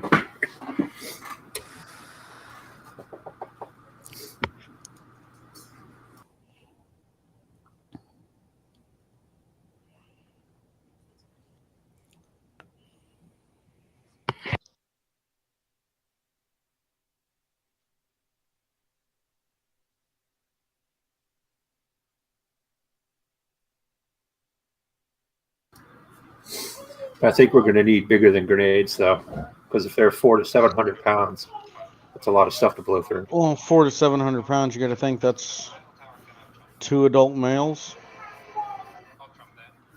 Yeah, but what if the crates are full of like armor? That's true too. That's why I was thinking, like the napalm, that'll stick and burn through. Yeah, never mind. What are the odds we don't get caught? White phosphorus would be nice. I actually had a thought about that one too. When it comes to getting in, can you make anyone else invisible? Nope. Taylor, do you have invisibility as well? Actually, give me a second. Let me I look. do not. You can phase jump though, right? I can phase shift. Okay. Nope, it's self. Okay, honestly, like, if we can find out exactly where it is, whether there's like building tours or some shit. Let me see what I got. I can also phase walk to get through the... Yeah, having you two go in there, because I don't think me and Boy will be easily unnoticed. Also have wall run. I don't know if you want to run up a electrified fence, though. Yeah, probably not a great plan. Unless I shock it and... I mean, we can like scope it out first and see like what's electrifying the fence and... Yeah, worst case scenario, I'm pretty sure she has shock. You can probably short out the fence. Yeah, but you don't want to make like a loud noise either.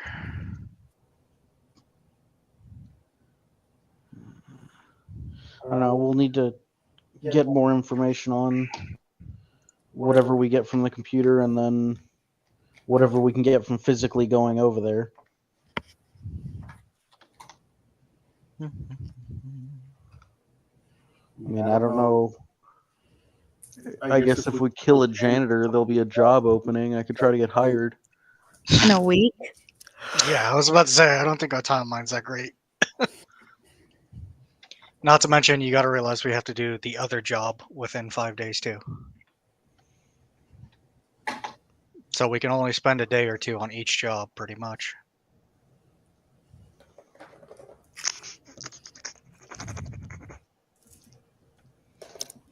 I mean, it's always been a good idea in every other story I've ever heard about. Split the party. You're a silly goose. It never goes wrong. I mean, it should take only like, did you say a day or so to get to the other island? Yeah. I mean, do we want to do that one first? We may as well get the important one done first. Yeah, what's another group trying to kill us? Like, that's the worst case scenario if we don't get the other job done. Yeah. They're like, oh, then we're going to come back. Yeah, fuck off. We already got groups coming after us. Have they even told us how much we're going to get paid for this job? So we're getting paid more for the destroying supplies than this one. Yeah, the Brambler jobs pay fucking dick. The Yeah, I Brambler know. They're 1,000. Yeah, the other one was 7,000. Okay. We could almost buy an engineering suite.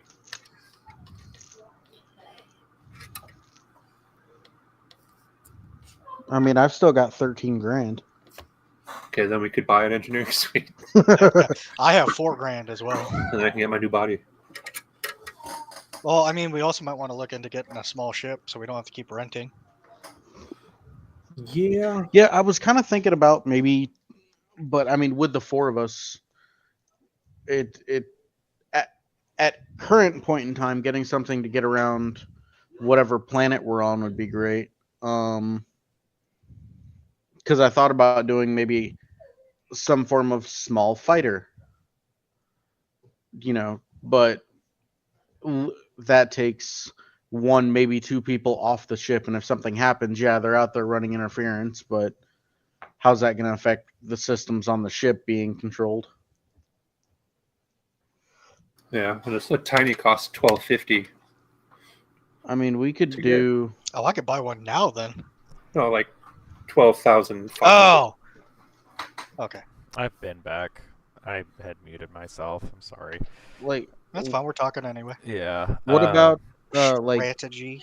if just to throw the reference out, the Jedi Starfighter from like episode 3. Whoa, the what from the Who? Don't know about that. Yeah, something along those lines. Something that we could put Boy in so he could maintain communication with the ship, and then a human pilot as well. We'd be able to get around planets, and if we needed to do something out in the void, we still have the option to do so. Here's the issue with that, Casey. What fighter do you know holds 4 people? No, the fighter's only going to hold 1 person and a droid. That's what the big ship is for. Oh. Man, you're talking about like so much money that we don't have right now. Stick with 1. Do we want the fighter or the smaller ship first? I was trying to find one that could run as both. Isn't it fun to plan this stuff? That's what I'm talking about. I don't think there is a fighter that'll hold 4 people. I don't know. Yeah. But yeah, I mean, there's also just to let you guys know, there's also a modification you could get that'll allow your ship to travel through atmosphere a little bit better. What's it called? Yeah, I was gonna say, what's the name on that? I can't remember. Because I looked and I couldn't find one that was atmospheric anything. Yeah. Modifications. Oh, a hydroponics garden. Yep, you can get That one sucks. Well, it's not in suite. It wouldn't be a suite, I don't think. It'd be like a universal. Yeah, either that or engineering, I mean, something like that. We can have slave pens. We've I gone mean, full circle. on the planet we're on, I guess the amphibious. That might help a lot, actually. I can see it now. We just drop the cargo hatches. We pull up on a beach. Starts to look like D-Day. Next thing you know, God, fuck that. That'd be awesome. Anyways, I'll let you guys will have to look through and adaptive ailerons. That's it. While you are in atmosphere, the modification reduces your turn speed by 100 feet and grants you a +1 bonus to AC and Dex saving throws. Your turning speed is the amount that you subtract from your overall movement speed each turn. So while you're in atmosphere, you would have to subtract less from your turn speed every time you made a 90-degree turn. And would give you bonus to AC and Dex saving throws. In story mode, I would say this would allow your ship to travel through atmosphere better. So you wouldn't suffer anything. okay. Yeah. With that information, because we decided that Boy was going to do the investigation roll, and he rolled phenomenally, by the way. See that? Can I make a call to the dock with a few questions? Yeah, sure. We could also see if the Bramblers sell any of the ships that they rent. That's true too. You might be able to. Well, I'll let you guys discuss that. Well, I was gonna say we'll look into that, but I also want to find out the price. If I can just make our ship work, then it gives our ship more adaptability. But if it turns out to be a ridiculous price, then we can look into trying to buy a Brambler discount ship.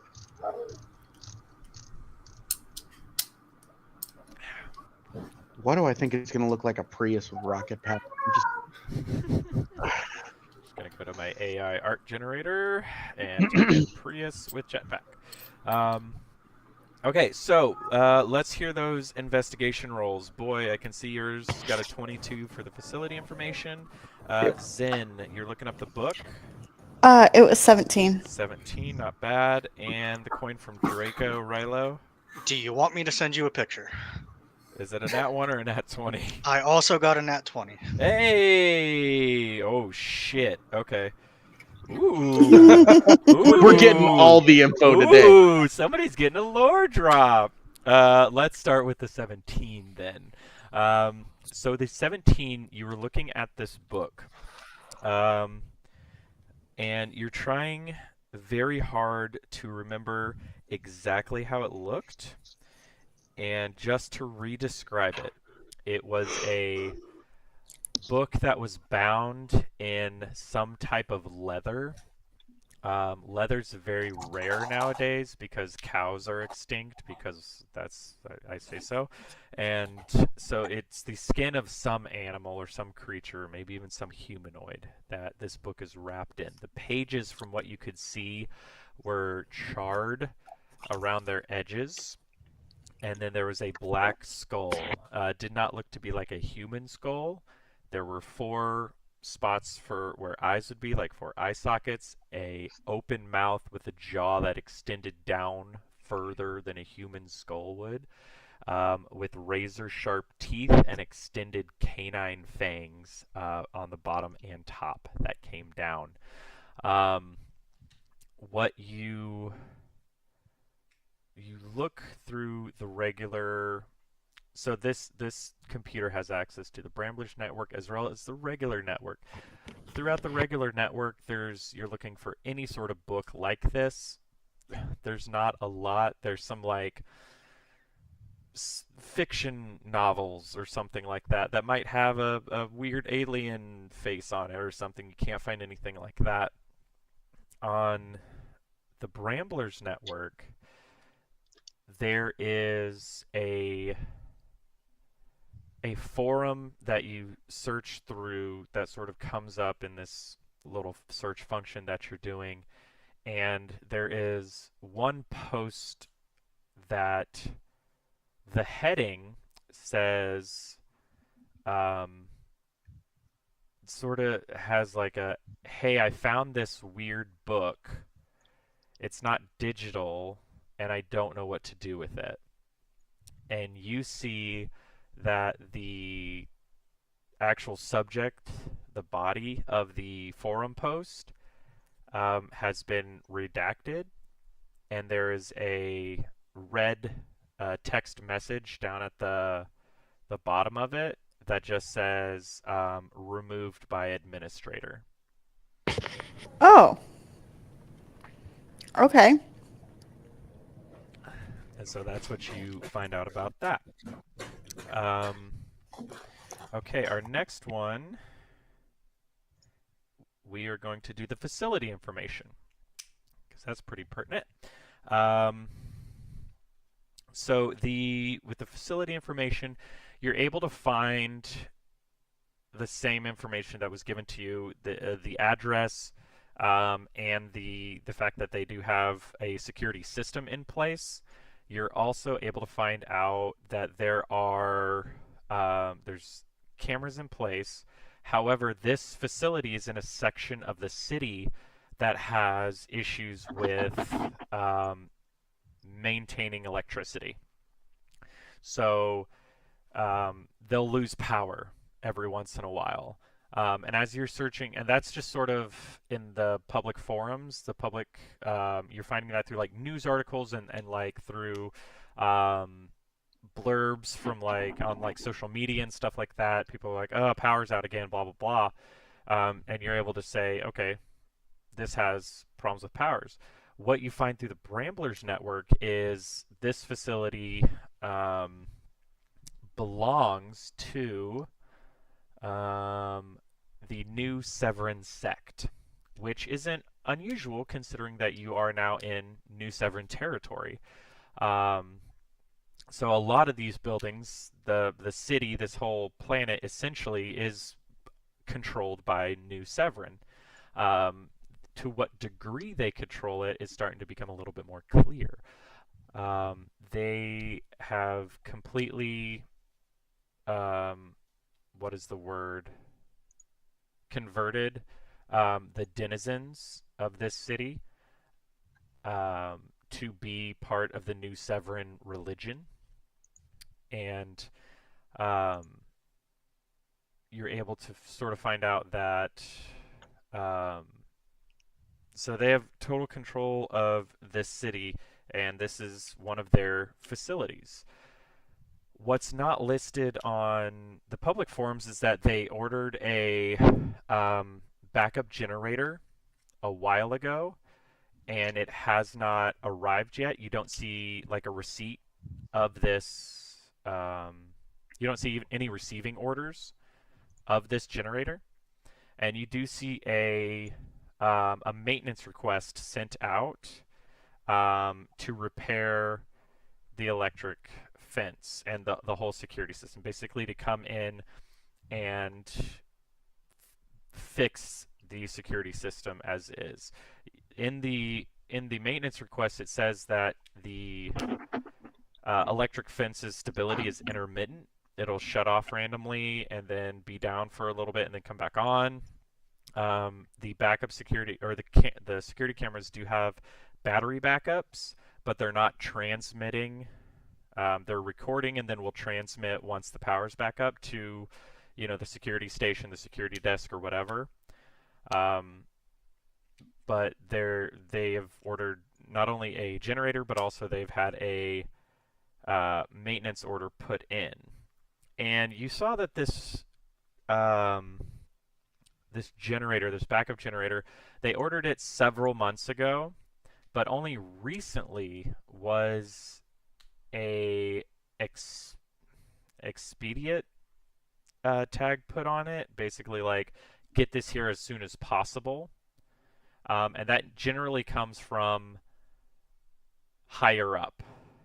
So it wasn't that the supply person who had put in the order said, hey, this needs to get here now. It was somebody else outside of the facility who maybe oversees the planet or oversees this section of the New Severin Sect's territory, put an expedite order on that generator. Expedite. Yeah. Thank you. Expedite. Fuck. I knew it was an Xmas something. I was just gonna let him have it. I wasn't gonna. No, correct me, please. I won't always say that. I'll say what the fuck ever, shut the fuck up sometimes, but right now, thank you. I'm still gonna say it wrong. It's okay. They want a rush job put on this generator now for some reason. You also see almost at about the same time, they have a receiving shipment of 7 crates, and they are each 500 pounds. So the information you got from the Bramblers, or from the guy from the CEC, was this is between 400 to 750 pounds. They're saying it's exactly 500 pounds, each and every single one of them. Also, I don't know if you got this information, but it is an executive, or it is somebody from the Credo Entertainment Company who put this mission out for you guys to do. Joy. Yeah, super fun.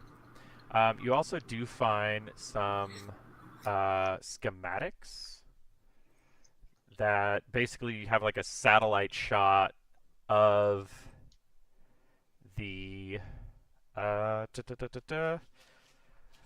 of the facility that you are going to be either infiltrating or making an attempt to interact, and I will get that to you here in just a moment. Yeah, there we go. Okay. You also see, other than that, hurry up with the generator order, there is an order for additional troops to be stationed there. And you can't really find, with the 22, you find out about the additional troops being ordered, but you do not know if they ever got there or not. And let me pull this up. I gotta download it onto the thing, or upload it onto the thing, or download the upload and then reload the thing, and then I'll throw you guys onto it. So yeah, that's the information that you get from that. Cool. That's quite a bit of information. Quite helpful.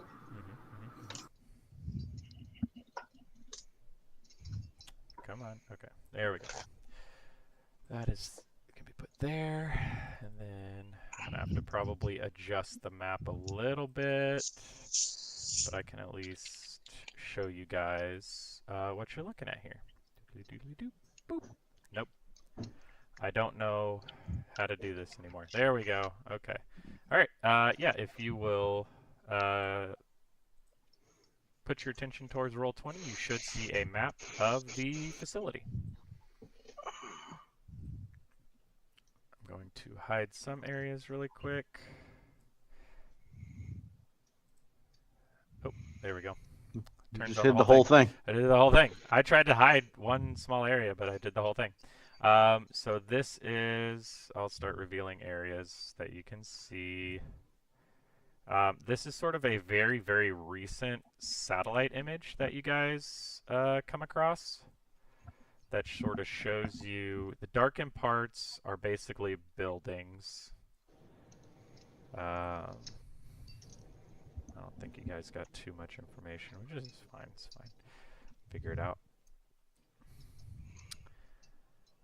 Yeah, this is a very, very recent satellite satellite upload. What you can sort of gather is that somebody at the Credo, either the Credo entertainment industry or somebody at the Bramblers knew that this was important, and so they took a picture of it and wanted to get as much information about it and uploaded it to the Bramblers server, basically. So there you go. I will go ahead and point some stuff out to you. Can you guys see inside the buildings right now? No. Nope. No. Great. What you can see, I assume you're sort of like looking at it, so you'd be able to really get a good eye. The green circles are going to be the cameras that they have on the building. Oh, you guys can't see. That half circle there's a camera right there. And the from the picture, this is the direction that they are currently pointing. They do not give you the full range of the cameras, but you see the directions that they are pointing. I think that's all of them. Let me make sure I didn't miss any. Got that one, got that one, got that one, got that one, got that one. Yeah. And you do also find out that there are 10 guards here. Yeah, there's 10 guards here, and then there's 5 or less facility personnel at this location. Okay.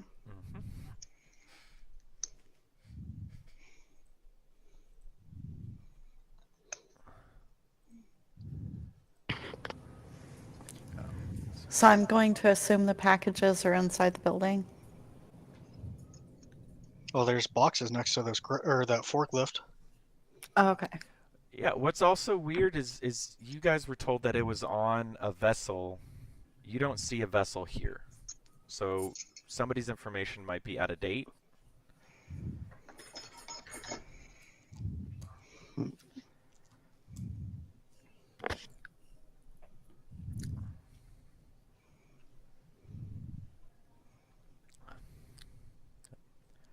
Can I look up the wiring for the city?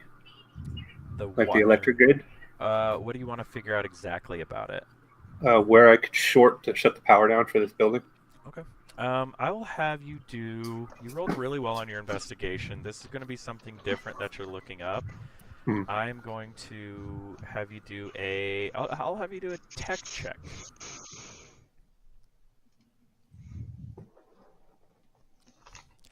Good thing you're so shitty at tech, huh? Damn. Why'd you have to open your mouth? Why did I have to open my mouth? Can I help him with the search? You can sort of help him. I feel like you've been in a lot of different places, and so you might have some idea of technology in terms of like, I don't know, I'm gonna bullshit it and just say you can help him. I was gonna say, do you want me to roll it as my own or give him advantage? You can just give him advantage, that's fine. Not much better, I'll say. Nope. So with that, you don't see any overhead power lines to this thing. Actually, from what you can tell, all of the power lines in this city are underground. They're like below street level. So your best guess about where you might be able to short it out would be somewhere in the sewers.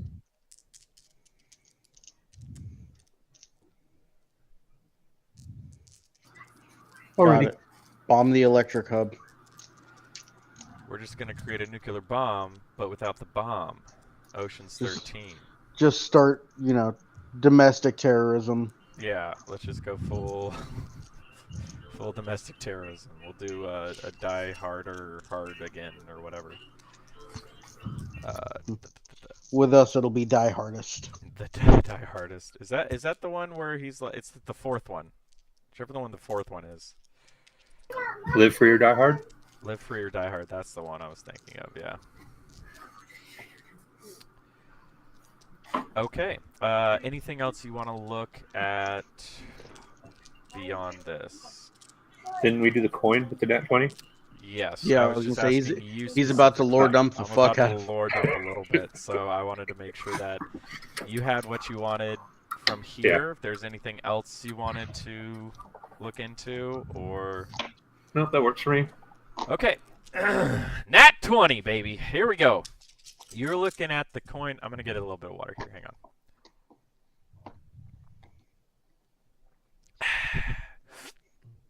on. Okay. Do I have... My question is do I have a... I don't yet. Okay. That's all right. Let's do this. Give me just 1 minute.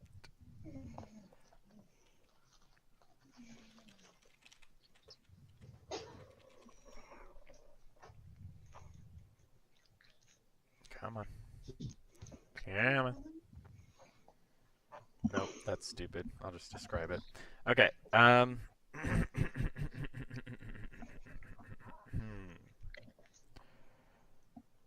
Where is it? What the hell? Alright, I gotta pull it up on something else. Okay, so you are looking up this coin. At first, you are just having some trouble finding any information. You search on like the public network, and it's mostly like coin collector things that are kind of like boring. You see some stuff about like you know, oh, there's some conventions going on in random parts of the universe or whatever. Like coins are not common anymore, so it is kind of an interesting thing. You find an image. This is on the public network. You find an image of a... It looks like it's at a convention of coin collectors, right? This was a few years ago, and there is this older guy. He has like this gray and not black, but close to black mottled skin, just sort of covered, and you can tell he's old because he's sort of like thin and frail. He's got like his hair has sort of grown really long. He's hunched over, and he's got this big smile on his face as he's holding this little box, this little shadow box that has a coin in it. And the picture's not super high res, but you can tell it's the exact same coin that you have. It's either the same one or a duplicate of the same one. And, dropped that. And the heading of it is fairly normal. It's like, it gives the guy's name and says, proud coin collector at this year's convention on, you know, whatever, Blargon 7. And in the bottom right-hand corner, there's the initials COU. And it's almost like superimposed on this image. It almost is like an afterthought or something. Almost like a watermark for a photographer would put their signature there.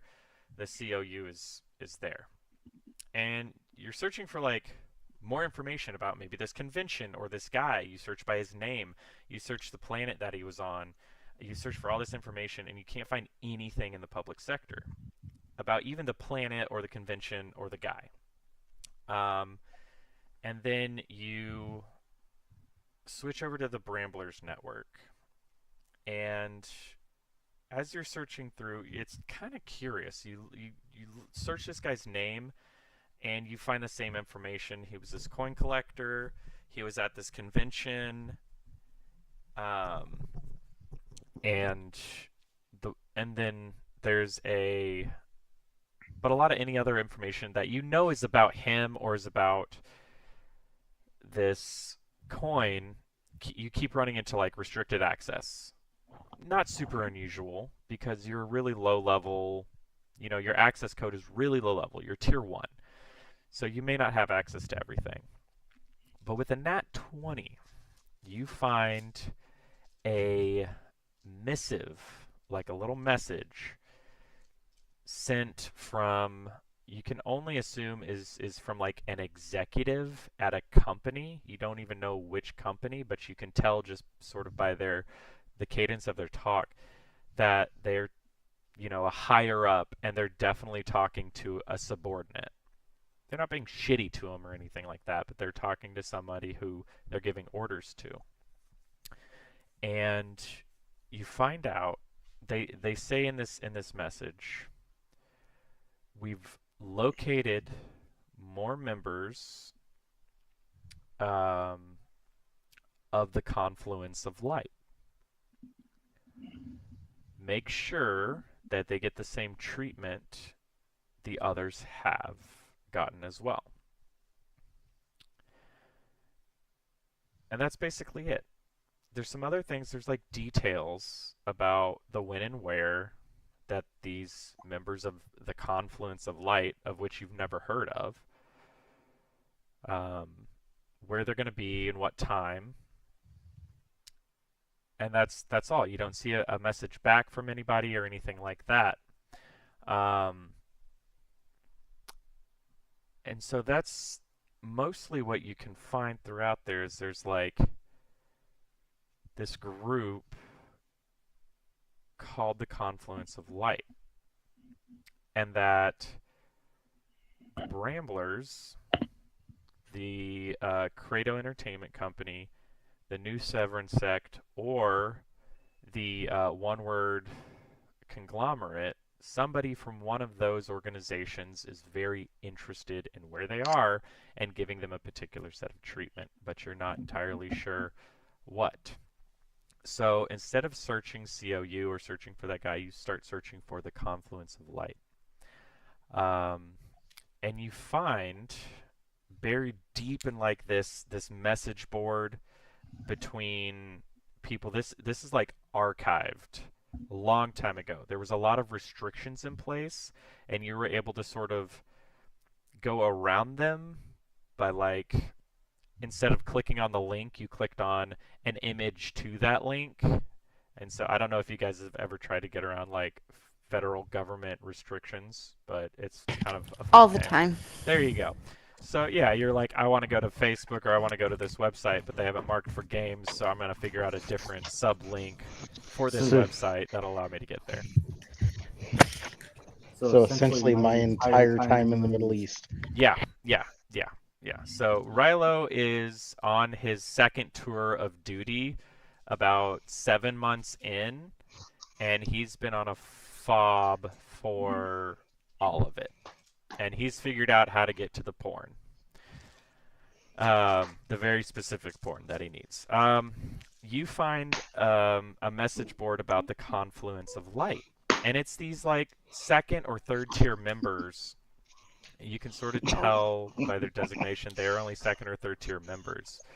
I heard slapping. Was Kayla beating the shit out of Casey, or?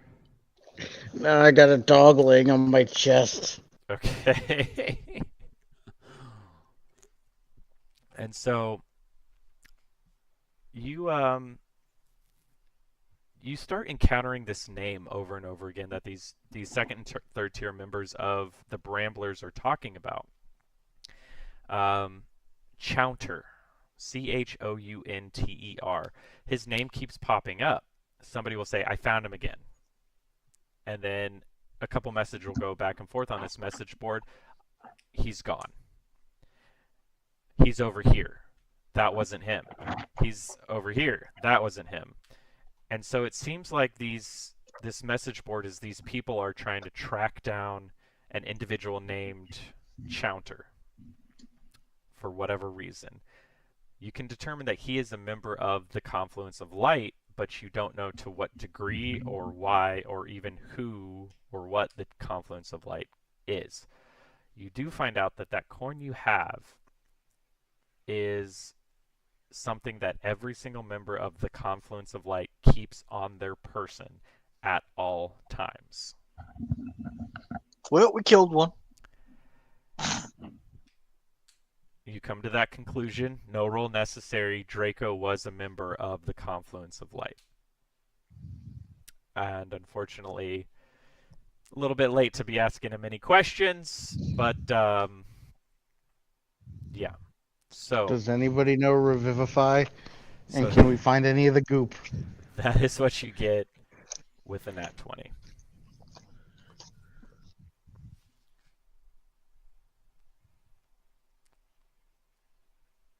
Yay. Yay. Okay, so we have done the facility information. We've done the book. We've done the coin. Is there anything else you guys need from these servers? What's our next step? Yeah, do they have like a Brambler Enterprise purchase used vehicles option? So when you can look this up, there's not going to be a role necessary. This is sort of up there. It lists different facilities that sell ships and are Brambler associated, so you would get like a 10% discount. The ships that they sort of rent or sell, they don't do it like from, it's not like, hey, we're a Bramblers dealership or anything like that, but there are facilities that will recognize Bramblers and give them a discount and maybe even a better deal with that discount, instead of just like, hey, this is a $30,000 car. Oh, you're a Brambler? Okay, well, I'll give it to you for $23,000 and I'll throw your discount on there as on top of that. All right, sweet. So yeah, there's a list of them. None of them are on Typhoon. It's a little hard to do, but there's that rental place is listed as will give discounts. Sorry, is Brambler associated? Does not give discounts. Rick, cut out. Get All him! right, good to Get know. him! Eat his face! No, it's not even that. Curie's laying on my chest. Brick just drank water and he doesn't know how to keep it in his fucking face. Get him! Cujo his ass! Cujo his ass! All right, so information gathered. We have some schematics and we have some really good overlays. So do we want to, where do we want to go from here? I think we would do the package delivery first. Yeah. And then after the package delivery, we'll start reconnaissance for the second one. Okay. Sounds good. So let's go ahead and take a little bit of a break, probably like 5-10 minutes. I gotta pee and maybe get some food. Probably not, but we'll see. And then we'll meet back here about time ending in 45, or not 45. Sorry, 40. All right. All right.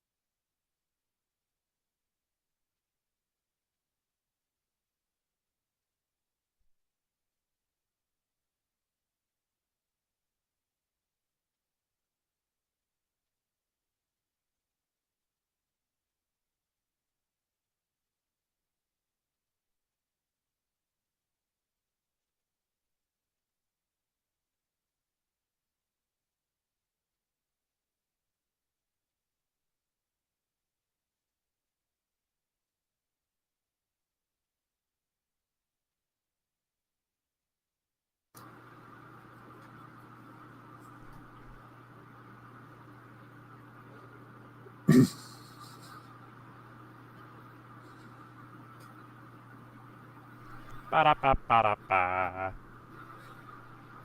I'm loving it. We had one concurrent viewer. Yeah. That was cool. Connect streaming software to go live. Viewers will be able to find your stream once you go live. I thought I was live. So all the viewers are just like the stream company going, oh yeah, these guys are doing something stupid. Yeah, I thought I had already set up the stream. I don't know. Stream. Connect streaming software to go live. I did connect streaming software to go live. I'm streaming somewhere. Ah. And Casey. What's up, bud? You can't do it now since I'm bringing it up, but you should have looked up the red planet. Oh yeah, I didn't even think about that. You could definitely look that up. That's, I mean... Well, my character doesn't know, so me reminding him felt kind of cheaty. It's fine. Yeah. Okay. Yeah. I allow a lot of table talk. I think you guys will find there's certain he really does, but as long as we're not game breaking, generally he doesn't mind a little bit of meta. Yeah, Okay. I don't mind if like that Casey's dad was like a god, a literal god, and Casey's character didn't, and you're like, hey, you know how your dad's a god? Then I would be like, all right, come on. But I mean, little stuff like, hey, this is information that we've gotten. We should probably look this up. That's fine. That's okay. Wait, so is that Jack lore dumping? Am I secretly a demigod? If you want to go through this whole game believing you're a demigod, yes, sure, yeah, you can believe that.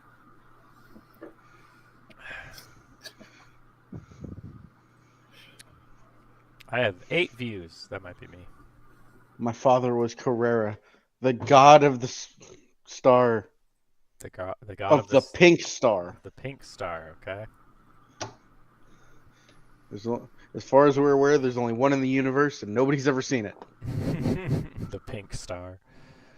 One watching now. Is it you? I think so. I don't know. Could be me. Who knows? It said we had like one concurrent viewer, and I wasn't viewing it, I don't think, so I don't know. Now we have 0. Yeah, it's because they're aware of your presence. They know that we know that they're there. I figured that would encourage people to be like, oh, now I can talk to them. I don't know. I need you guys to get cameras up so we can, do the whole thing. It's actually the only viewer is actually just Malika. And sadly crying and touching the screen gingerly, like, I was once a part of this. Sorry, Mika, but you chose a dumbass. So. Are we still streaming? Yeah. Oh. I don't think we have any viewers, though. Also, I don't think we're saying anything that wasn't already said, wasn't already assumed. Yeah, true. Yeah, so I can close out of there. Mm-hmm. I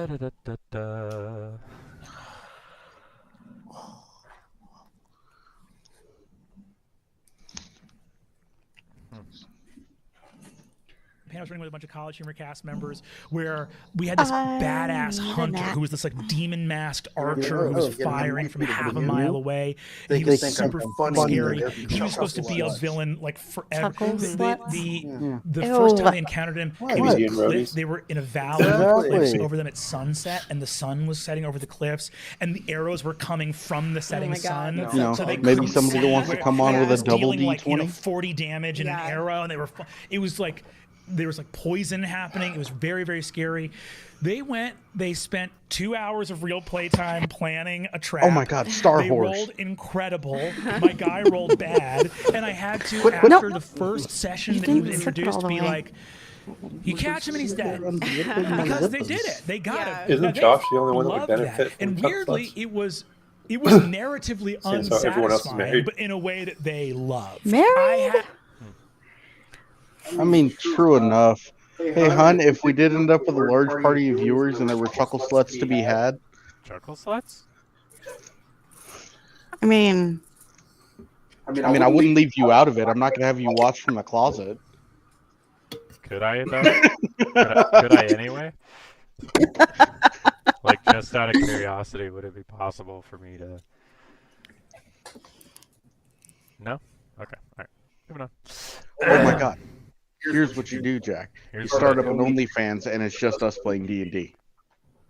Yes. Yes. Only nerds. I don't know. We'd have to find out something. What rhymes with fans and is also nerdy? You guys do the math on that one. I'm still writing stuff down. Lonely fans. Lonely fans. Isn't that just OnlyFans? Yeah, but the difference is it's going to be a bunch of nerds just watching us do our shit. We're lonely. as humans. All right, let's. Oh goodness gracious! Thanks. I know my app is already installed and ready for service. So I have a plan. I can't afford a motorcycle, so what I'm gonna do is buy a broke one and fix it. Okay, I'm totally okay with this plan. I do have a few things to tell you. Okay. Well, hang out. First of all, what could I do, Kayla? Honeybee. What's Honeybee? You want me to finish fixing Honeybee and send it to Jack? Yeah. All right. I fear that Chelsea would kill me putting him on that. What's the CCs on it? It's a 1200 sport bike. So? Like off the factory floor, it's supposed to do about 200. That's fine. Chelsea just doesn't want me to spend any money on it. No. Don't look into repair costs, then. Yeah, it's disgusting. That's all right. I mean, if you fix if it's up and running and you're interested, we might be able to work something out. Yeah, baby. Let's work it out. I mean, you'd either have to come down and pick it up, or I'd have to, trailer some motorcycles up there. Oh, darn. Would you have to? I'd pay for your gas, bro. And that's going to be like several $100s. I'll pay for that gas. Honey, it'd be more than several $100s. It might be, actually, yeah. See, and then we turn around, and when Chelsea asks all the weird questions, we just look at her and go, "What do you mean? This was our wedding gift." Yeah, there you go. Oh my God. And it's even funnier because it has a passenger seat but no passenger pegs. Yay! Just wrap those legs around me, baby. It's truly just a gift for you. I like it. Yeah, I think we've got the T's and I's figured out here. I think we've crossed them and dotted them, and I think we're set. Well, you got to let me finish getting it running first. Yeah. I'm a very patient person. Is it done yet? I'm hoping that my last ignition coil replacement will fix my cylinder 3 not firing. You still need to order that shit. The ignition coil, it's already in. No, the the gasket and the new screws. Yeah, I know. Sure it's an ignition coil? See, no, that's the problem. Okay. You hope it's an ignition coil. I've replaced spark plugs. I've made sure that all cylinders get fuel. I've done the ignition coils, but the coils I bought, we ended up using one of the old ones because it was like, okay, the new ones had a broken clip. So I was like, well, let me try one of the old ones, and now cylinder 3 doesn't work, so I'm hoping it was just that. If it's that, then the engine runs great.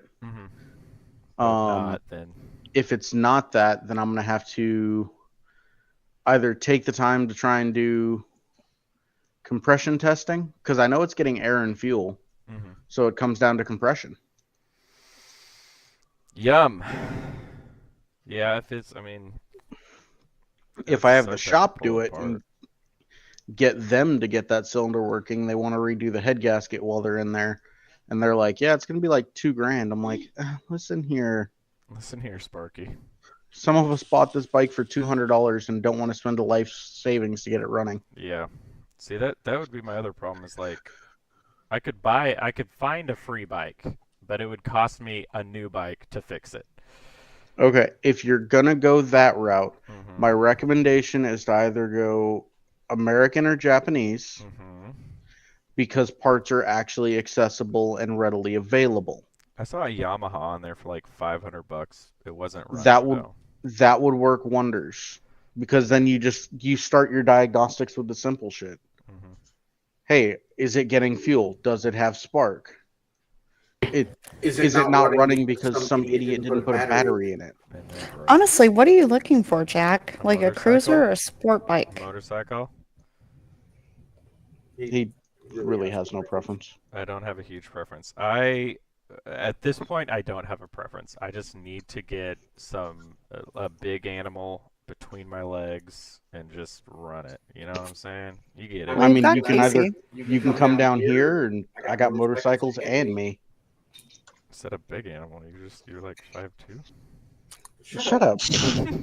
I'm sorry, that was mean. Fuck everyone that laughed. And that was a resounding 100% success rate. But yeah, I mean, I mean, you know, I've ridden the Shadow, and then I had another. I think I rode a Honda Shadow at the fucking training thing as well. I think I would honestly like a little sport bike. Like a 900 would probably be good to get back up and running again, since I've already had a 600 and it was so small. If I can, and your first bike was a 750. Was it really? Oh, yes. It was only a 600. I'm a big boy. Okay, there is a difference between a 600 cruiser and a 600 sport bike. Okay. The only thing I could tell you there would be sit on them and see what you think of them. Oh, there you go. An 87 Shadow 1100 for $700. $600. Runs, tank is sealed, new cat. All lights work. She needs paint, but she's not bad. You could say the same thing about my wife. Oh! Whoa. But I wouldn't, because she would kill me. Fire. It needs slip-on pipes because it's too loud. Okay. Yeah, that's going to be another problem in California. Oh yeah, you've got fucking noise ordinance out there. Do we? Yes. I didn't know that. That's concerning then. It's annoying. So what you're saying, if I had a bike that was running and said, Jack, this is for you, I might have to suck your dick. I don't know. I wasn't even going there. I was just saying come down, hang out for a while. You don't have to go there, baby. I'd go there. May not even have to get me a bike. I miss you a lot, okay? I miss you too, buddy. Okay. Can I suck your dick? If that's what makes you happy. Okay. Honestly, that's not bad. As long as you don't mind doing the occasional carb clean, it's not bad. I would actually like to, you know. I like doing this shit, and I haven't been able to do it in so fucking long. I've been working on a bunch of other stupid shit. I'll send it to Jack. Yes. Text me or Discord it or whatever. And... It's on Facebook, but I'll send it to text. I'll get on. I have to remember my password. All right, are we all back? Mm-hmm. We said we're actually at the fake time that I thought we would be at, but oh look, Kayla texted me. Hey Kayla, what does she want? What is this? Whoa, Kayla, you're looking good in that. Oh, shut up. Casey bought you that though, didn't he? Yeah. Wow. Talk about a lift and separate. Oh wow. See, that just makes me think of that scene from American Dad. Tell me it was in our bed. Tell me you had, or he had my tie wrapped around his head, and you pulled on it, and then you apologized. Oh God. Okay. Let's jump back in here. You just suddenly remembered as you were walking out of the building the red planet that Zen had told you about. Yes. So you head back in there and roll me a lore check. 19. 19's pretty good. 19's really fucking good. Okay, so what you what you're able to glean with a 19. Hey, it rhymed. Oh wait, is everybody back? Josh, Anthony? Yeah, I'm here. I'm here. Okay, cool. I thought you guys were just Anthony left. So what you're able to glean is that this is a red planet in the it is in the heart of the OWC territory, and it is a manufacturing planet. So its entire population, everything, all of its resources, even the surrounding resources and like the solar system and nearby solar systems are shunted into this one planet to produce different things. Originally, with the one-word conglomerate, they were originally. What did they do? Oh, I don't have that pulled up. That might be on the other one. Yeah, that is on the other one.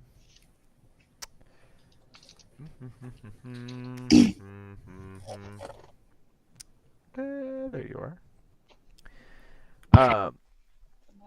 They were sort of like they were a company that began to manufacture everyday household things. So they would do washers and dryers, dishwashers, cutlery, even clothing. They would do furniture and stuff like that, and that's sort of how they got their start. Well, whenever the war kicked off, they shifted over to building tanks and barracks, and they built like facilities. They were really good and fast at building facilities for the militaries that were out there. So instead of having their own engineers come out and build a bridge where they needed to get their troops across, or build a forward observation base or anything like that, they would call one-word conglomerate, and they would pay them to come out and fast build the facility, so that one day there'd be just like a flat slat of, desert or a big huge forest or something, and the next day it was completely, everything was burned away and there was like a military installation there. So that is sort of what they had shifted towards, and this facility is one of their longest running facilities. You can see where there's like smaller factories on this planet, because there's some like impressive shots of this. These were taken probably several years ago. There's some smaller factories that, hey, we build coffee makers. Look, aren't they cute? And then there's like a giant facility that's rolling tanks out. Or, quick fastening beams for mobile military structures and stuff like that. So this is in deep within the one-word conglomerate territory. And you know that they have not shifted. Well, let me put it this way. They still manufacture buildings for military purposes. And putting two and two together with Zen's vision, it looks like they're also building robotic military personnel.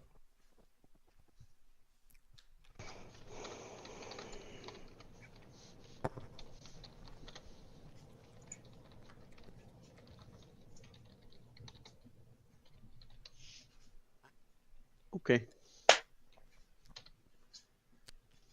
Okay. All right. I think that should do it. Yes, sir. Right. So, what else? What else? Okay. All right. So that you've got the facility information. You glean that from. Is there anything you want to tell Zen about or ask Zen about? Not immediately, because I'll wait till we get to the ship, because I want to find out if she wants to divvy the information crew-wide. It's not really my information just to divvy out. Okay. So next step is to head to the ship, correct? Yes. Well, yeah. Head back to the dockyards. Okay, perfect. So you guys wrap up at the Bramblers HQ. Expo gives you a little wave. He says, "Hey, you guys come by anytime, all right? I don't have a lot going on down here, okay? Merry Christmas, you know. It's fully like the June area of the year. No, I'm just kidding. All right. So I'm just gonna be like, you know what? We'll come back and see you. Make sure try to get outside a little bit. Hey. That's all he says. He just says "hey," and lets you guys, head up. You get back in the elevator. It raises up. You walk out. The young lady at the front desk looks over and says, "Was everything to your satisfaction? Did everything fit?" So far everything fit. Perfect. Well, if you have any other questions, please let me know. You have a good day. All right. You too. Bye-bye. And you guys walk out the door. The rain has sort of staved off a little bit. It's still just misting. The clouds are still in the sky as per usual, but it is just sort of misting here. And so you guys head back to the docks. All right. The rental place. Like, by now, what time of day is it? It honestly hasn't taken you guys that long. It's probably, let's say, 10 a.m. ish. Okay. Do we want to see about getting a rental car and trying to get this one knocked out by day's end? Sure. All right. Okay. Then to a rental vehicle facility. Yeah, and there's one right attached to the dock. You see, it's just got big block letters. Just says atmospheric rentals. You ding ding ding enter, and there's a sort of like a squat, almost like frog-like person sitting behind the counter, and he looks up. He's got these spectacles on, and he says, "Oh, hello. Were you looking to how can I help you?" We needed to get a vehicle to travel around within the atmosphere. Our ship really isn't currently set up for that. Yeah, So. sure, man, sure, yeah. Well, let me see what I got available. Oh God, okay. Sorry. Okay, and he starts typing on his little keyboard. Pop, pop, pop, pop, pop. He goes, all right. It looks like there's a couple of things. Yeah, I can get you like a little short cruiser. Do you need all you three and the Astro droid Yeah, together? seating for the entire group would be nice. Yeah, of course. Okay, okay. All right. Yeah, I got a nice little 3.5 seater. It's got a socket for your astromech. He will be outside, but it's got electric shielding. So that'll probably run you about 75 credits a day. If you return it within the same day, it's only right around 50 credits. We have a 20-hour day cycle here, so if it takes you longer, it's just 75 a day. We'll just put it in for 2 days just in case. 2 days, okay. Yeah, let me. And he punches that in. Okay, 2-day rental. That's fine. All right. Where are you headed? I don't have it. Yeah, I don't think I actually gave you guys the name. Sorry. Because I don't think we actually got the address. Yeah, my bad.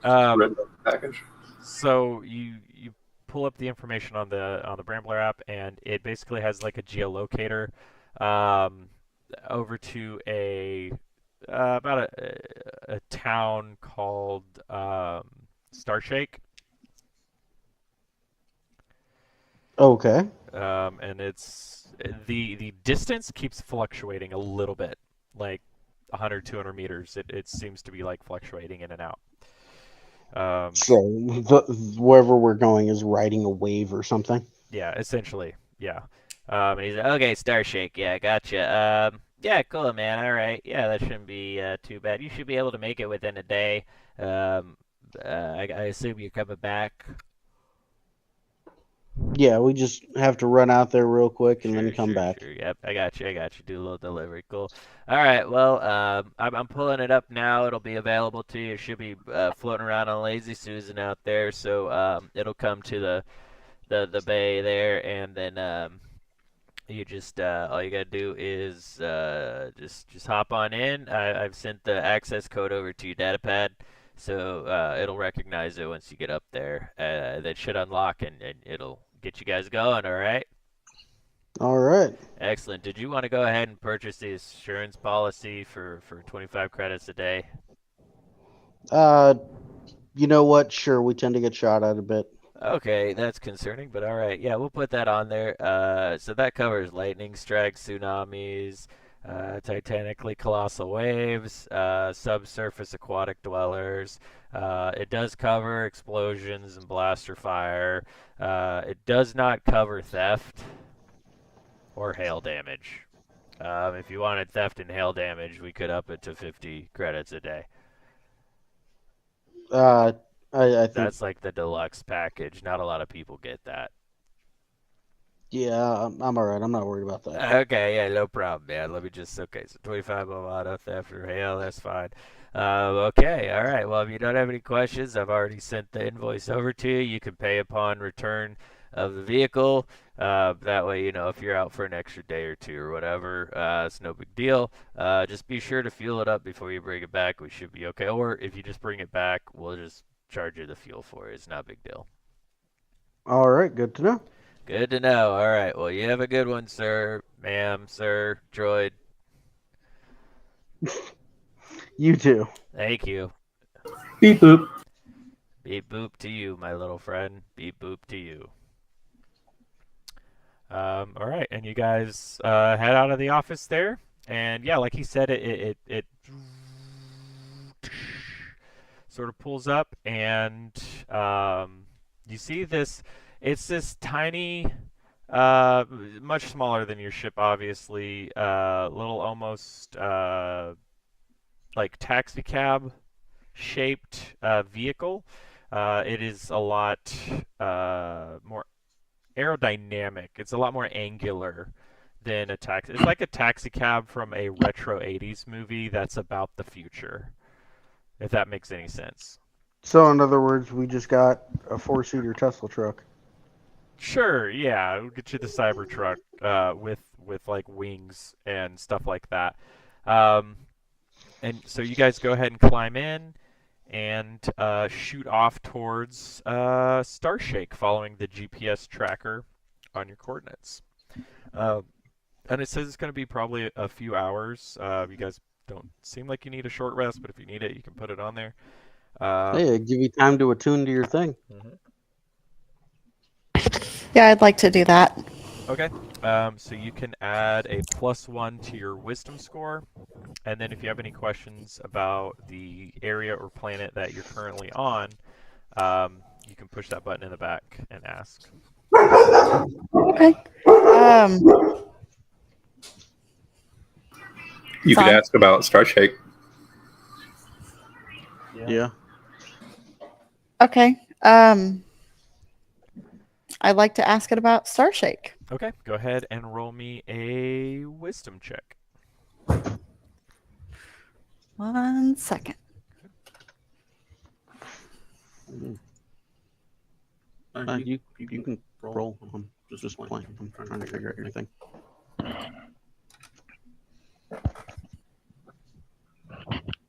What are you doing to it? I was trying to add that +1. It is. No. Yeah, wisdom +2. Yeah. Well, I haven't added anything to it. +1. Save. Save it. There we go. Look at that. Now you end up with that too.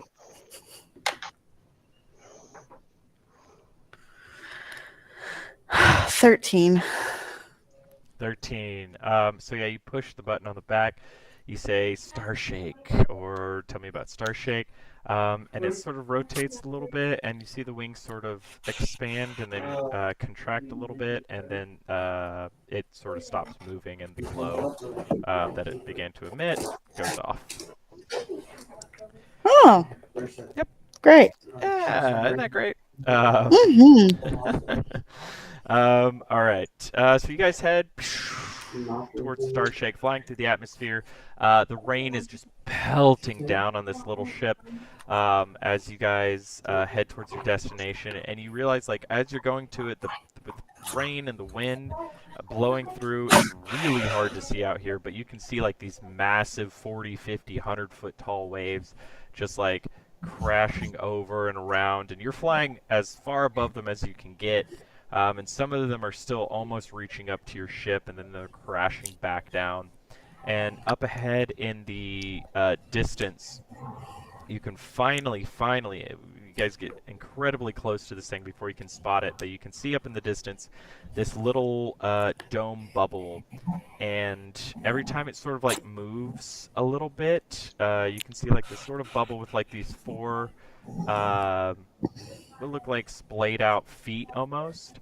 Whenever it moves, you see like this little glow come off in the direction that it's moving, and then it sort of stops moving in that direction for a little bit. And so you fly closer and closer, and you realize like this tiny thing is actually the size of probably a small town. And there's the bubble, the dome is not opposite of transparent. Opaque? Opaque, yeah, the bubble's completely opaque, so you can't see inside of it, but you see like those four prongs that are coming off of it also have landing pads on them. San, since you're flying, why don't you go ahead and roll me a piloting check? And we all drown. Let's find out.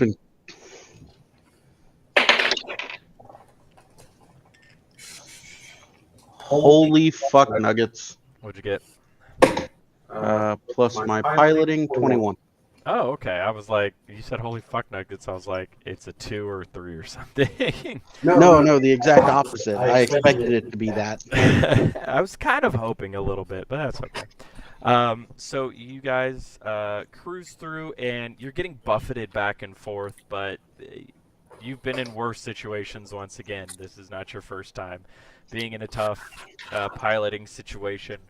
And you're able to sort of line up with the platform as it sways and moves, and you sort of actually stop at a point, hover, and let the landing pad come up to you, and as you feel yourself being lifted, you cut the engines, and the magnetic locks lock into place. And you see like a little bubble goes over your ship, and in front of you, a tunnel stretches out all the way to the main dome there. So sort of to keep you guys contained and safe from the squall that's happening outside. All right.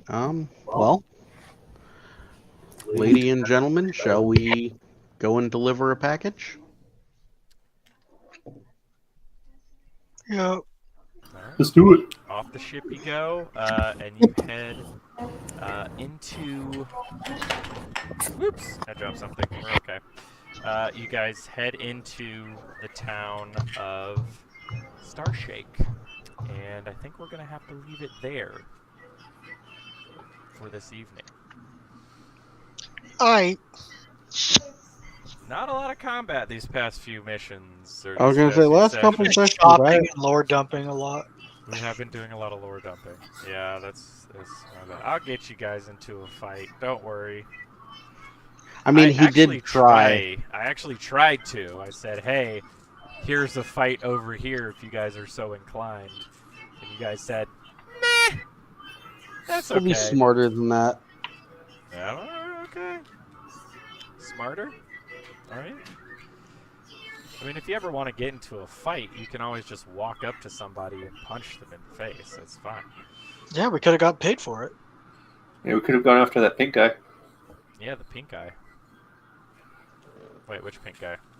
The one that I spotted with the pink hair? Purple hair. Purple hair. Purple hair. Yeah. No, I meant literally last session there was a job to literally just punch somebody in the face. There was actually, yeah, there was. I forgot. Yeah, there 100% was. All right, well, we got 11 views now. Look at you guys clicking on that link for me. Thanks, guys.